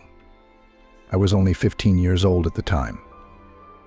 Vincent was 5 to 6 years older than me. So he went to Kansas. He learned to drive a truck in the Army and got his license. He came back almost 5 years later. He brought back some seedlings as a memento of his long business trip. Of course, he had changed during this time. He was a naive, idealistic boy. He came back practically a grown man. Not because he was my kin, but to be fair, Vincent had not become worse. You'd be hard-pressed to find a man like that these days. Golden hands and a decent character. They welcomed him here at the car factory with open arms. Non-drinker, hard worker, honest. What else can you ask for? He's greedy for work. And so he'd take off his last shirt and give it to someone else. Oh, the men respected him. He never refused anything they asked him. And women were crazy about him. And he was very respectful to everyone. Then he got married on holidays. She worked at the post office, and one day the company car broke down. Vincent was driving by and couldn't leave his colleague in the lurch. That's how they met. They met briefly and got married. It was a small wedding. My mom even resented it, as if it was a shame. But when you were born, Wilfred, that's when Vincent got excited. There was a big party in the courtyard family, neighbors and colleagues. Everyone was invited. There didn't seem to be any delicacies on the table, but that wasn't the main thing. The atmosphere is much more important. Yes, there was a time when all the neighbors were almost like relatives. Michael interrupted his memories to quench his thirst with a cool, tasty compote. Although there was nothing new he had learnt that the Robinsons didn't know, it was still nice to hear the kind words about Vincent. After Wilfred, Patricia, and Sabrina were the only ones left in the house, the female side of the family cleaned up, leaving the only man, save for the cat, to sort out the makeshift benches. Tired Sabrina went to bed on her favorite cot and had a strange, incredibly realistic dream. The girl was not even frightened when she saw her grandfather Vincent and his favorite Japanese woman. The man stood under the tree, gently stroking the bark and looking at his granddaughter, asking, "As the apples ripen, take a few and give them to those you knew. Don't forget, Sabrina, please don't forget." Grandpa Vincent looked away, as if trying to see what was happening over his granddaughter's shoulder. Sabrina turned around to see what or who the man was interested in, but it was empty. When the girl's gaze returned to the apple tree, the grandfather was no longer under the crown. Outside the window, the wind whistled and birds sang, pulling Sabrina out of her dream, which had left a vivid impression. There was no doubt that Grandpa Vincent had sent word, the sign she needed to make the right decision. Of course, he had made his wish clear. At his request, Sabrina would have to make a trip from the other side of the world in the autumn, so that her grandfather's longtime lover and their common daughter would know the truth. Shocked, Sabrina did not hide from her parents that she had seen Grandpa Vincent in a dream. Wilfred was even a little annoyed that the late Papa had visited his granddaughter, not him, in his dreams. But the wise Patricia supported both husband and daughter. It was the right thing to do. Out there, beyond the realm of reality, there must be rules. On the eve of the holiday, the whole family was busy preparing for Sabrina's upcoming trip. The girl's attempts to find Cheryl on social networks were unsuccessful, although she patiently browsed through hundreds of user pages from all over the world, not just her home state. Sabrina planned to leave on the first day of her holiday, so as not to delay the decision on the issue, which was already delayed for many years by the will of her grandmother Shirley. The girl's parents, trying not to betray their excitement, helped their daughter to pack. They were most responsible for the forthcoming transport of apples, which Sabrina had dreamed her grandfather had ordered her to take with her. Patricia placed a rectangular plastic basket without a handle in a rather compact but capacious gym bag. She carefully stacked the ripe fruit there, laying each layer with parchment paper on her husband's advice, and the main load, carefully covered with a towel, was packed. Sabrina added the minimum number of items to her bag and set off on her journey. At the girl's request, her parents only walked her to the taxi. Although the daughter promised to call and report the results of the search, Patricia and Wilfred were worried about their daughter. It was not at all certain that the search expedition would be a success, and a meeting with a woman from Vincent's past could lead to unpredictable results. Thanks to a carefully planned route and the absence of any unforeseen circumstances, Sabrina had no trouble reaching the town where Vincent's grandfather had received letters for so long, some of which he had been able to read only after his wife's death. The town seemed to her to be a rather cozy settlement. The coming autumn had already touched the trees with gold and made it especially picturesque. Private houses were peacefully neighboring with apartment buildings, near which there were small vegetable gardens and even polycarbonate greenhouses. The girl approached the house whose address was written on the envelope. There was an intercom on the door of the 5-story building, and Sabrina hesitated for a few seconds. Although she had prepared herself morally for the trip, and even prepared a small speech before the difficult explanation, she suddenly became afraid.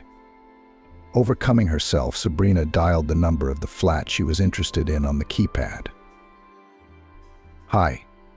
Excuse me, can I speak to Marian Lopez and her daughter Cheryl, please?" she asked, hearing a pleasant female voice coming from the speaker. "Come in," came from the speaker, and the door opened. Sabrina was greatly surprised that the stranger whose voice came from the speaker did not ask her name or the purpose of her visit, but there was no time to ponder. Breathing deeply to calm herself, the girl went up to the first floor, where a not-yet-old woman was waiting for her behind the open door. Shirley gazed at her face, but tried in vain to recognize Cheryl in the stranger, considering that the photograph showed her at the young age of 16, and more than 3 decades had passed. It was unlikely that such a dramatic change had taken place. Outwardly, the woman was of a very different type, and she looked about 40 years old, maybe a little more. How could one tell the age of a modern, self-conscious woman, which the stranger was undoubtedly? Sabrina said a friendly hello. "Hello again. I'm the one who bothered you. Could you please tell me how to speak to Marian Lopez?" The woman carried on the conversation freely, even friendly, as if she had known Sabrina for years. Hello, if you're not joking. Where are you from?" The question surprised Sabrina, but she answered honestly, though she didn't see how it mattered. The woman, hearing the name of the town, softened and invited her into the flat, where she asked another strange question. "What are your grandfather's last names?" "My grandfather's last name on my dad's side is Robinson, and on my mum's side it's Jackson," was a phrase that had a strange effect on the woman. She asked nothing more, fidgeting. In spite of Sabrina's excuses, she led her into the kitchen and moved a plate of delicious, ruddy cakes. She offered tea, coffee, homemade compote, and holding out a glass of the sweet drink to her guest, explained. "Marian was my mum's best friend. Cheryl was my nanny and big sister. We survived together, even when there was nothing to eat but potatoes grown in the wasteland. We only saw meat once in a while. When Aunt Marian was planting, she was so worried and afraid, and hoped that one day they'd be looking for her. She told my mum to tell no one how to find her and her daughter, except a man named Robinson or his descendants. She was very fond of one Vincent Robinson. A daughter is a daughter, the fruit of their love sinful and sweet." "Yes, that's right. Vincent Robinson is my grandfather," Sabrina confirmed the rejoinder. "He was my grandfather. He passed away recently. It was only afterwards that it came to light that he once had his first love and their shared daughter living here in your flat at this very address. It's not Grandpa Vincent's fault he didn't find them sooner. It's just the way things are." The landlady took a notebook out of the cupboard, tore out a piece of paper, took a pen, and flicked through the pages. She began to rewrite something, not forgetting to be cordial. "Are you eating? Drink. You came straight here from the railway station, didn't you? Have some refreshment. You'll have to go to Sacramento to meet Marian or Tracy, to meet again. And you didn't move. We had to, even though it was incredibly hard to part with each other. It was almost like we were family. But after Aunt Marian ran into an acquaintance of the man who kept her as cheap labor, I was afraid to stay here. It's easier to get lost in a big city. Here, I wrote down their address and Cheryl's phone number for you to make an appointment. Knowing Aunt Marian, I'm sure she's still waiting to hear from her beloved Vincent. But it's better if you and Cheryl call. Arrange a time and place to meet at their place, not too well in the house. The daughter's husband is a real creep. The first time I saw him, I was scared. A man standing there, smiling at you, but his eyes were contemptuous and evil. As Aunt Charlotte told me later, he helped her daughter a lot when she got a new job in town, and she fell in love without noticing any of his faults. When she did, it was too late, like a fly caught in a spider's web. No matter how hard Aunt Charlotte tries to keep him away from her daughter, she just can't seem to do it. Alice was silent. Apparently she herself was troubled by the situation, but she didn't know how to help the woman she considered practically her sister. Sabrina tried not to look hungry, but she couldn't refuse the tasty treat. She belatedly remembered the rules of etiquette. "Excuse me, my name is Sabrina. Thank you so much. Your pies are delicious and your compote is wonderful." The woman was very sweetly embarrassed. "Oh, come on, that's good." Alice pounced with questions. "My name is Alice. And please don't use you to me, it makes me uncomfortable. By the way, Aunt Marion taught me how to cook. She's really good at cooking. Listen, Sabrina, do you have any money for the journey? The taxi fare will be insane, but it's faster than the train. I'm sorry it's not much, but I can give you 1,030. Sabrina was struck to the core by this offer. Some Alice, a seemingly quite modern young woman, in her simple-minded and open demeanor was like the positive characters from the old films that grandparents loved to watch. Such goodwill made Sabrina's nose pinch, and she hurried to reassure Alice. "Don't worry, my finances are fine. Thank you, Alice. I'm very pleased to meet you. Thank you for the treats. It's time to move on." Sabrina looked up the cost of a taxi to her destination on the app and sighed. "Yes, you're right. The price is something unbelievable. That's okay. I'll gladly take the electric train." Alice didn't let her guest off that easily. "Wait, let's look at the schedule of trains and trains passing by on the internet. Maybe we'll even book a ticket at once. Otherwise, why are you wasting your time in the waiting room? You'd better keep me company here. Wouldn't you? Wouldn't you?" Sabrina nodded, agreeing with Alice's wisdom. But the caution was unnecessary. It turned out that with time to get to the train station, it was almost time to say goodbye to the hospitable woman. Almost out of the flat, Sabrina hesitated briefly. Opening her bag, she pulled out several large, flavorful apples and held them out to Alice. "These are apples from Grandpa's garden. They're delicious. I don't know how else to thank you for such a warm welcome." Alice was embarrassed again, but accepted the apples. "I can't resist such incredible flavor and beauty.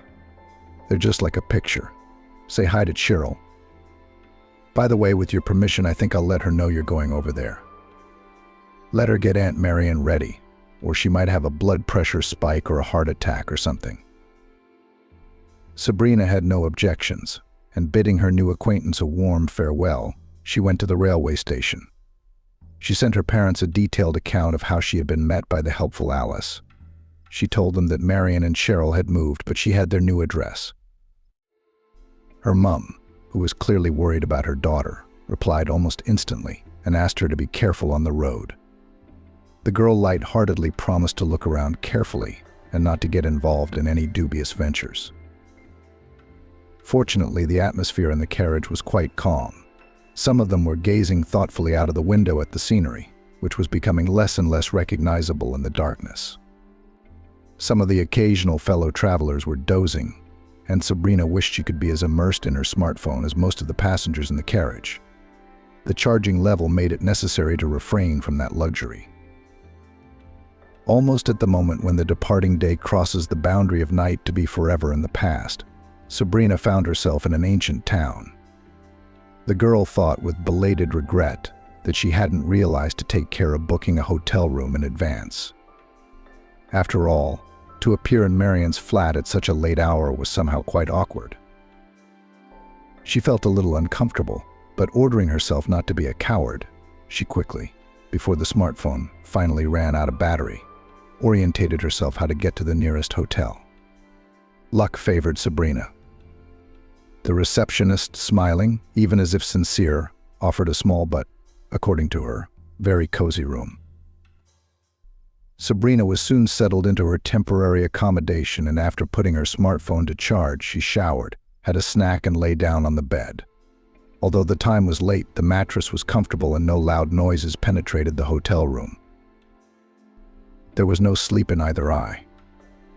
Still, In the morning there would be the meeting for which she had traveled. And again there was anxiety. The girl thought for the 100th time what to say to the innocent victim of deception. How to apologize for her grandmother. And in general, in what style to talk. After all, if with good-natured Alice everything somehow turned out to be very easy, it does not mean that communication with Marion and Cheryl will be as pleasant. Although only managing to fall asleep towards morning, Sabrina woke up a few minutes before her alarm clock. The disturbing night, thanks to the girl's youth, had left no noticeable marks on her appearance, and at 10 she ventured to call Cheryl. The woman answered almost instantly. It seemed as if she had been expecting the call. She probably had. After all, it's not often that relatives who didn't know about each other meet. Having quickly arranged to meet at a cafe near the hotel, Cheryl was the first to end the call. Surprisingly, the choice of a neutral public place to meet had finally calmed Sabrina, on whom her recent acquaintance with Alice had made a most pleasant and even reassuring impression. Well, there's just no way such a sweet, kind woman could be friends with and consider bad people her family. So both Marion and Cheryl are at least quite adequate. Besides, in a cafe, surrounded by people, it is unlikely to come to a violent expression of emotion, and there is less risk that Marion will get too nervous. She transferred the basket of apples into the spacious shopping bag she had thoughtfully brought with her and set off. As she approached the cafe, Sabrina spotted a slender woman on the porch of the establishment, whose features looked like the girl from the pictures in Marion's letter. "Hello, Cheryl. I'm Sabrina Robinson. It turns out my grandfather is your daddy," the girl said hello first. The woman smiled. "A pleasure. Completely sincerely speaking. I was told by Alice that she had a wonderful experience, and her judgment, as life has shown, is to be trusted. Come on, I'll introduce you to Mum, and we can have a quiet chat. She is waiting for us inside." The introduction procedure was remarkably smooth. Marion was friendly, but with ill-concealed interest in the face of her favorite man's granddaughter. To somehow break the lingering silence, Sabrina held out a bag to the woman. "These are some apples from Grandpa's garden." Marion pulled away from studying Sabrina's face and looked inside the bag and aghast. "Crazy. This is the real variety." The woman carefully pulled out one fruit, sniffed it, holding it gently as if the apple were a living thing, and without addressing either Sabrina or her daughter, spoke softly. It was noticeable that Marion was anxious to express all the pain she had accumulated. "Vincent and I once dreamed that we would live in a house with an apple tree around it. Not just as a fruit tree, but sort of in honor of me. My full name is Marianne, which means apple blossom. It's such a shame our dreams didn't come true. I was only 15 when we met. In my native land, however, all girls grow up early, ripe for married life with the man they love. Vincent was 9 years older. I wasn't embarrassed by the age difference. I lied to him. I told him I was an adult. He didn't think I was lying. We loved each other, forgetting everything. I guess the higher powers made me pay for my lies and my sin. And this terrible punishment is also reflected on my daughter." The woman stroked her daughter's hand, who blushed like a boiled crayfish and fell silent. Sabrina, who listened to her without interrupting, confessed. "It wasn't a higher power that intervened in your life at all. It's much simpler and more hurtful than that. Grandfather Vincent received some of your letters only after the death of his wife, my grandmother." Sabrina detailed everything she knew herself and, not forgetting to mention her strange dream, summarized. "So I came here to make you all aware. Both my parents and I thought it was the fair thing to do. I'm sorry your love had such a tragic history, but nothing can be undone now." Marion held the apple in one hand, pressing it to her heart with the palm of her hand, the other wiping away the tears that were stubbornly rolling down her cheeks. Neither Cheryl nor Sabrina knew what to say or how to comfort the woman in her grief. There was a silence, like an unspoken moment of silence for Vincent's death. They had not yet ordered drinks and food. Marion, as if waking from a daze, suggested, "My dears, why don't we take a walk down the street? I'm feeling a little short of breath." Sabrina and Cheryl agreed without hesitation, although the look on the waiter's face when he didn't wait for an order, or at least a tip, was simply disgruntled. No one seemed to care about him at all. Three members of the fair sex were pondering the vicissitudes of fate and how outside interference ruins the most wonderful dreams. Her daughter wanted to take the bag of apples, but Marion stopped her. "I'm sorry, but I don't want to part with these apples." The long handles allowed her to hang the bag on her shoulder, so it wasn't too heavy to carry. Marion asked Sabrina to tell her everything she knew about her grandfather, what he did for a living, what he liked to watch, what he liked to wait, other everyday details. The woman seemed to absorb the moments that passed her by and smiled quietly. Perhaps she imagined that she herself had been living next to him all these years. The almost idyllic walk was interrupted by the ringtone of Cheryl's mobile phone. The mail caller was shouting so loudly that even from the distance of the alley, Sabrina could hear everything he was saying. "Why the hell aren't you home and at work? I was in a hurry, driving like a madman, and it's like a bad joke. Where are you wandering? If I find out you're cheating on me, I'll kill you, your lover, and your mother. I want you out of my flat." The stately Cheryl seemed to grow smaller as she listened to the tirade. The lights in her eyes went out, and she replied briefly, "I'll be right there." And Marion became visibly agitated. It seemed the voice of the man who had called was familiar to her, and this man did not evoke the slightest positive emotion in her. Cheryl began to say goodbye to Sabrina, and then turned to her mom. "Look, I'm going to run. Marcus seems pissed off already. You two talk some more. There's probably a lot of things you'd like to talk about." Cheryl hurried away, and from that moment the ease of Marion and Sabrina's conversation seemed to evaporate. The girl understood that the woman was terribly afraid for her daughter, who, as it was easy to understand, was in a relationship with a real tyrant. Soon Marion confirmed her young companion's conjecture. "I have the impression that my daughter is continuing my bitter story of slavery at the mercy of a cruel, overbearing man. However, unlike me, she got married officially, and with great love. At least 15 years ago it seemed that way. I was so happy for my daughter. Marcus always treated me and Cheryl with respect. But as soon as he could talk me into adding my savings to the shared flat, things started to go sour. One thing didn't suit him, then another. While I was living separately in a rented room from my daughter and son-in-law, and did not realize how everything really was. Then, 5 years ago, I got seriously ill and went on a long sick leave. My employer laid me off, so I had to ask Marcus to move into their one-bedroom flat. I felt I had a moral right to do so, but of course it was awkward. I hid my pride and asked to stay with my daughter and Marcus. That's when I realized they weren't doing well. There was always some sort of grudge against my daughter. Jealousy, hurtful words. In a milder form than I'd been subjected to in the past.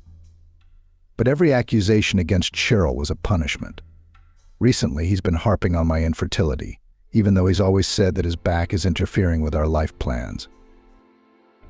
I get the impression he's provoking Cheryl into divorce, and then we'll end up with some kind of cubbyhole when we share the flat.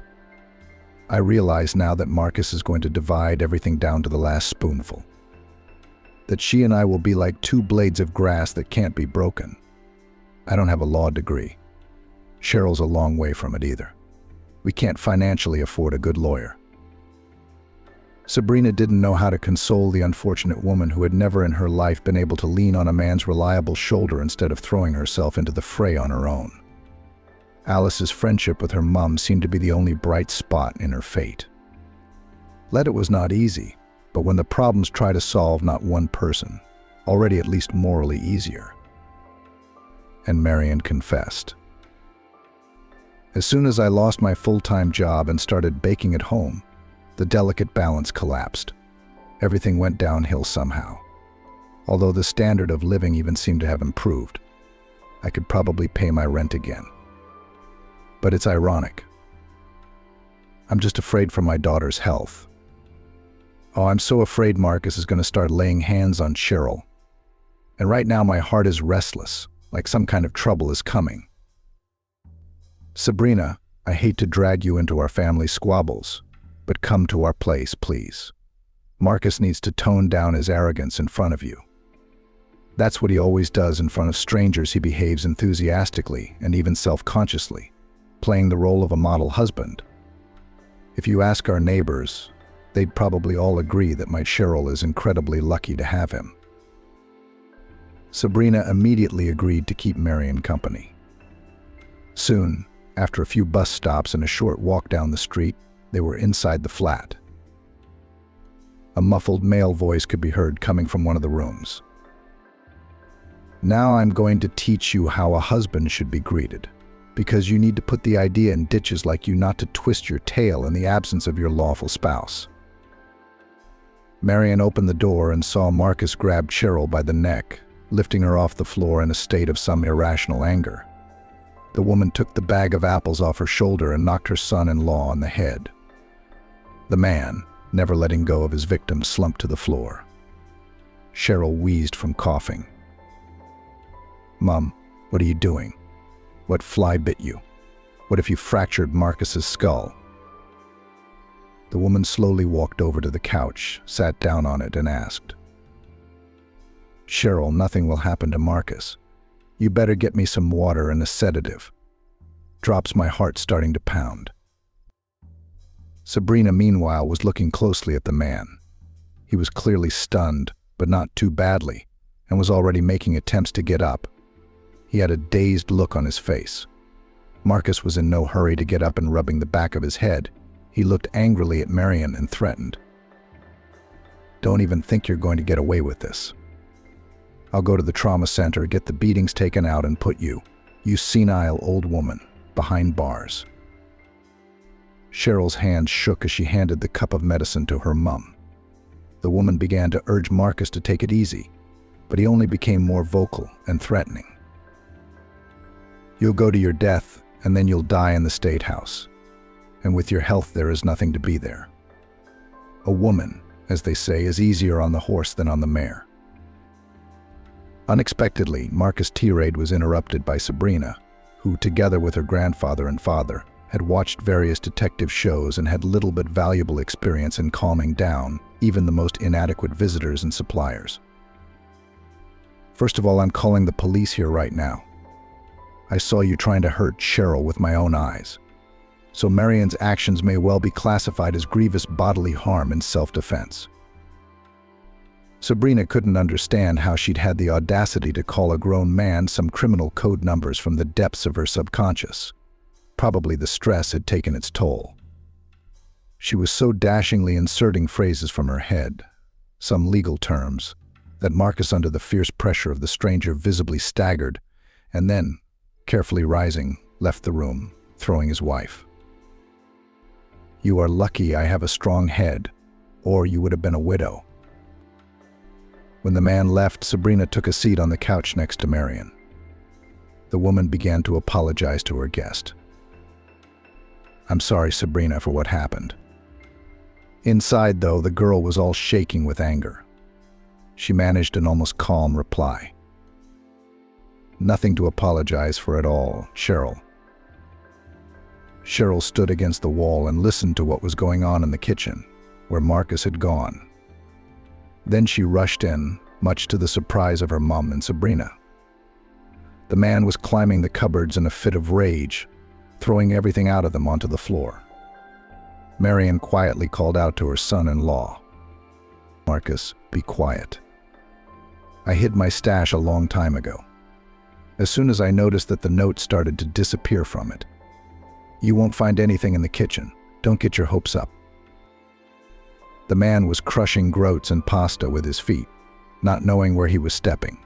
He walked out of the kitchen, nearly knocking down Cheryl, who was in his way. and soon slammed the door loudly. Marion and Cheryl began to clean up Marcus's mess, and Sabrina joined them without hesitation.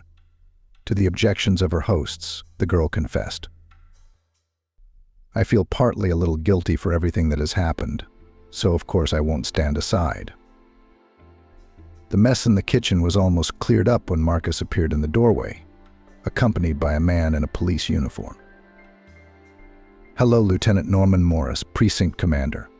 Marcus asked me here to look into the circumstances of the battery." Marion sank into a chair in exhaustion. Cheryl glared angrily at her husband, who on the contrary was cheering. While the women were cleaning up, he had hustled over and literally dragged the law enforcement officers into the flat, greatly exaggerating the extent of the conflict. Sabrina slumped against the wall at Marcus's insolence and blurted out to eliminate the possibility of a trick from this man with a rotten, petty soul. "Excuse me, Norman, may I see your ID?" The lieutenant produced the ID and began his questioning. As Marion began to recount what had happened, Sabrina asked permission to make a phone call. Morris did not interfere, and the girl hurriedly dialed her father's number. Wilfred listened to his daughter without interrupting, and then said, "In general, now Oliver will call you back. He is well versed in such matters. You put the phone on speaker, and I think he'll be able to resolve the situation favorably and without hassle." Sabrina's father wasn't wrong. Marcus's look of triumph melted as the policeman, who had seen the red fingerprints on Cheryl's neck during the phone call, began to cast disapproving glances at his insolent husband. The lawyer insisted that the lieutenant also take a statement from the woman who had been assaulted by her husband, and this speech had a marvelous effect. After the mutually amiable conclusion of the telephone conversations, Morris asked Marcus sternly, "Do you still claim that your mother-in-law hit you with a heavy bag? Out of the blue? The picture of this incident is quite different. You, Marcus, practically made a false call and lied about it. Unfortunately, it's not a prosecutable offense, but you could get a fine. I'm going to write down everything as it happened, and I'm warning you at once, don't lie to me again."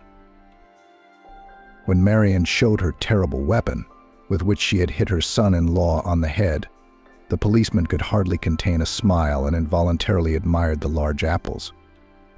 Marcus, having read and signed the document, cursed and swore at his wife, her mum, and their inexplicable young protector. The police officer reprimanded the man, and he left the flat in a rage. Norman turned to Cheryl and said, "I will advise you now, not as a neighborhood officer, but just as a human being, do not tolerate such an attitude. Further, as experience shows, such marriages do not lead to anything good. Divorce before it's too late." Cheryl thanked the precinct. "Thank you, Norman, for your informal approach. You've dealt with the situation fairly."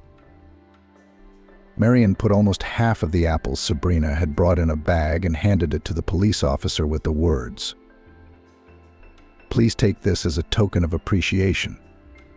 I am very sorry that my intemperance caused my son-in-law to disturb you." The policeman shrugged his shoulders, saying it was his job, and then, as if shedding the veneer of officialism, asked with admiration in his voice, "How did you manage to grow such beautiful apples? At my parents' dacha this year, almost the entire crop at the stage of wilting hail beaten. What is not beaten, then during the frost rotted." Marion smiled. "I did not hope to admire such apples myself. It's the famous real variety. These apples were generously brought to us by Sabrina, our volunteer advocate, from another state, where a good man had brought a seedling from another country many years ago. Despite the difference in climate, the tree took root. The neighborhood officer thanked me again for the apples. Just in case, he dictated his phone number and left the flat after saying goodbye." In spite of the happy resolution of the problem, Marcus's petty revenge in the form of calling the police was a rather exhausting event for everyone. Marion jokingly declared, "That's enough cleaning for today. Where have you seen this? She comes to visit us and we give her a broom and dustpan. Basta, girls, let's take a break. Let's close the table in my room. This situation is making us hungry. Sabrina was removed from the party preparations and hurried to call her father to tell him that the conversation with the lawyer had helped her out of a very difficult situation. Wilfred and Patricia, who knew from her husband a slightly different version of events, were relieved when their daughter told them. Even at the age of 24, Sabrina was still the same favorite little girl for her parents, whom they wanted to protect, to cover with their care like a dome, impenetrable to any evil. As Alice had said, Marion was an incredibly skillful cook. Sabrina enjoyed the seemingly simple but delicious dishes.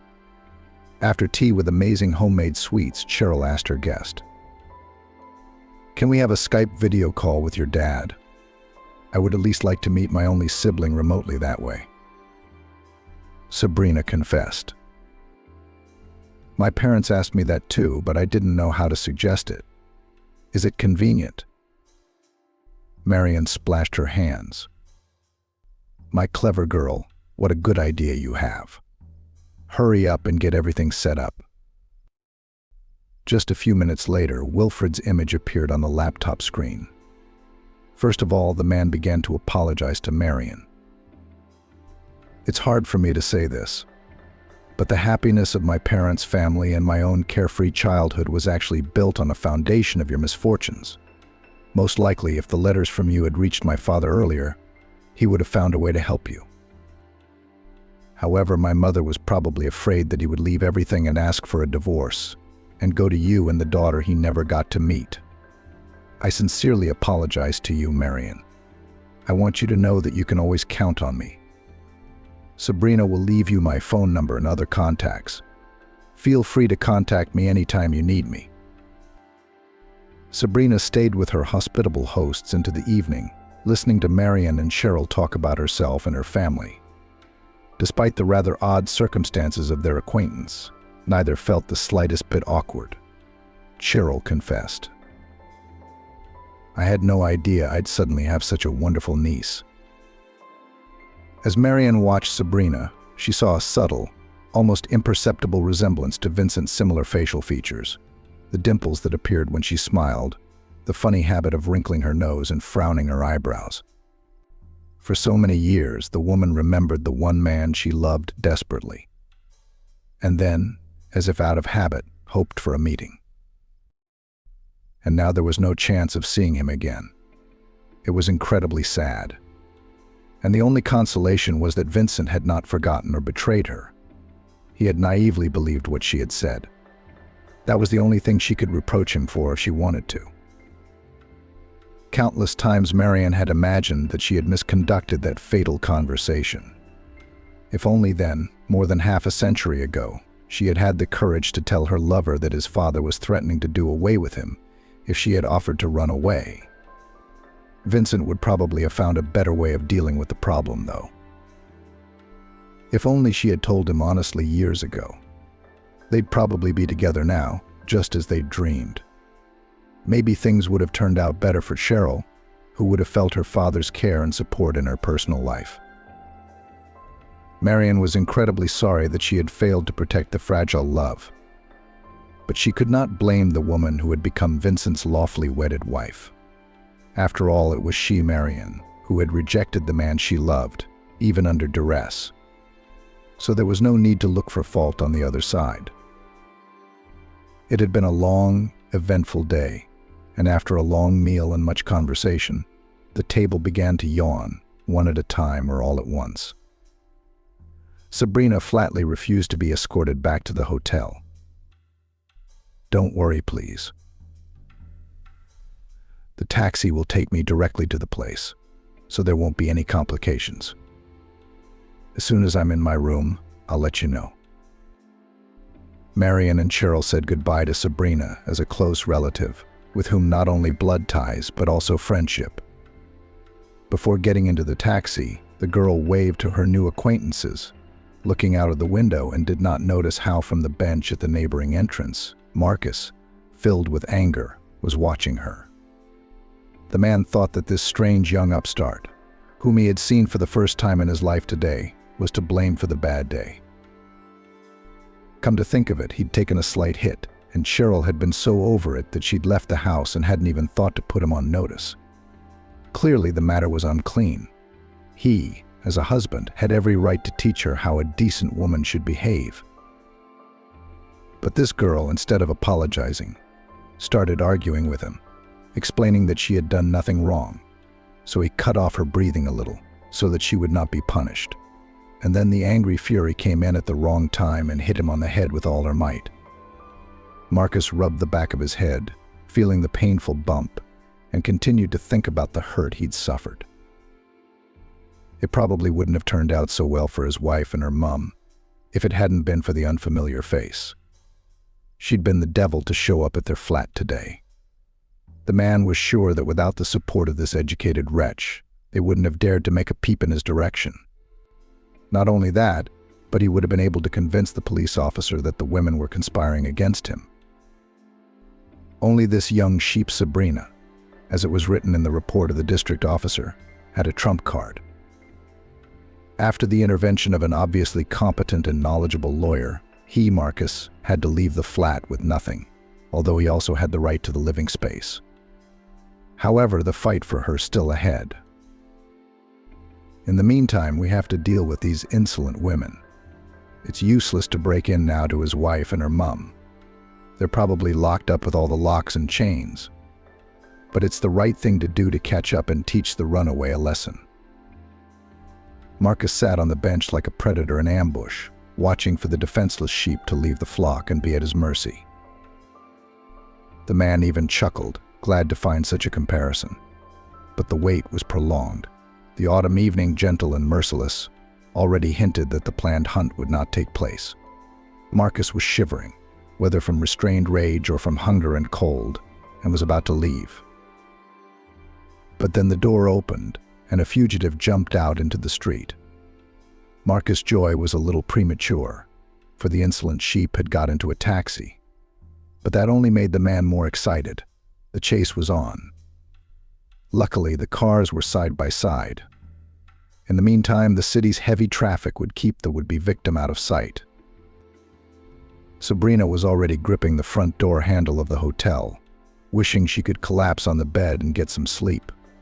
But she heard a voice behind her. Sabrina, or should it be Bizarre? The girl automatically turned around and lost precious fractions of a second. Marcus, whose voice she recognized perfectly well, was rapidly approaching her. Sabrina turned away and, trying to get into the hotel faster, started pushing the doors the wrong way out of fright. When at last rescue was at hand, the man grabbed her by the waist, turned her round to face him, and threatened her in a feignedly affectionate tone. "Where are you going in such a hurry? Let's have a chat, shall we? Explain to me, why the hell are you meddling in my family life? Why don't you say anything, you sheep? How long has it been since you got punched in the face for your big mouth? Who asked you to interfere?" The girl prepared to shout loudly and thought about how to get free. But she didn't have to look for rescue on her own. She couldn't see how the policeman, who was already in civilian clothes, came out of the ajar door behind her back, but she was incredibly happy when she heard. "Marcus, you're absolutely wrong right now. Let the girl go." Marcus instantly loosened his grip and started to justify himself to the policeman. "Norman, I just came to talk to you. Then I wanted to take you for a walk to show you the city." As the policeman left the hotel, he asked, "Sabrina, if you wouldn't mind waiting for me in the lobby. I have something to arrange with Marcus."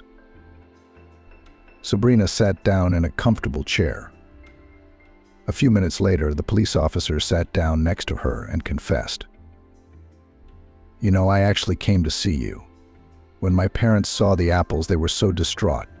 They asked me to arrange with you for a cuttings from this tree. My father wants to graft cuttings and try to grow such beauty too. I can't count the number of times they cheated me with varieties in the markets. On the picture one thing, but grows completely different. So I came here to the hotel, and as it turns out, not for nothing. The girl smiled. She liked this young and very correct and principled policeman. In gratitude for her rescue, she promised to send him as many cuttings as he wanted when she got to her grandfather's cottage. Sabrina and Norman, who asked to address him simply, without middle names, exchanged contacts and said goodbye. The man did not want to part with the charming girl, but he could not find any reason to stay with her. Sabrina thought, I guess there's a reason Grandpa Vincent sent me to find Marion and Cheryl in my dreams. He also told me to bring apples with me. Events after meeting the relatives began to develop with frightening speed. Cheryl divorced from Marcus, and since in Sacramento they and Marion practically nothing held, after the exchange of the flat they moved at Wilfred's invitation to his father's house. The man offered wholeheartedly, since I am aware of my mother's guilt, let this house be at least a small compensation for all your suffering.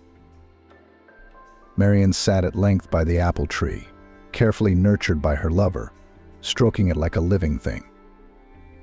Sabrina, who was always a welcome guest, was glad that the old woman had found peace, albeit belatedly. In Vincent's granddaughter's personal life, the sweet fruit of the apple tree also played an important role.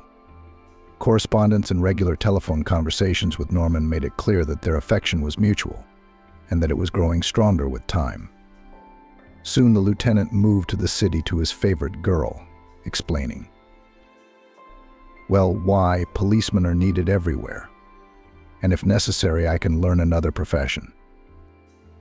Cheryl also found her own personal happiness, having met the brother of Aunt Charlotte's neighbor. Marion stroked the apple tree and whispered softly, Thank you, Vincent. I know for a fact that it was you who helped to organize everything so well.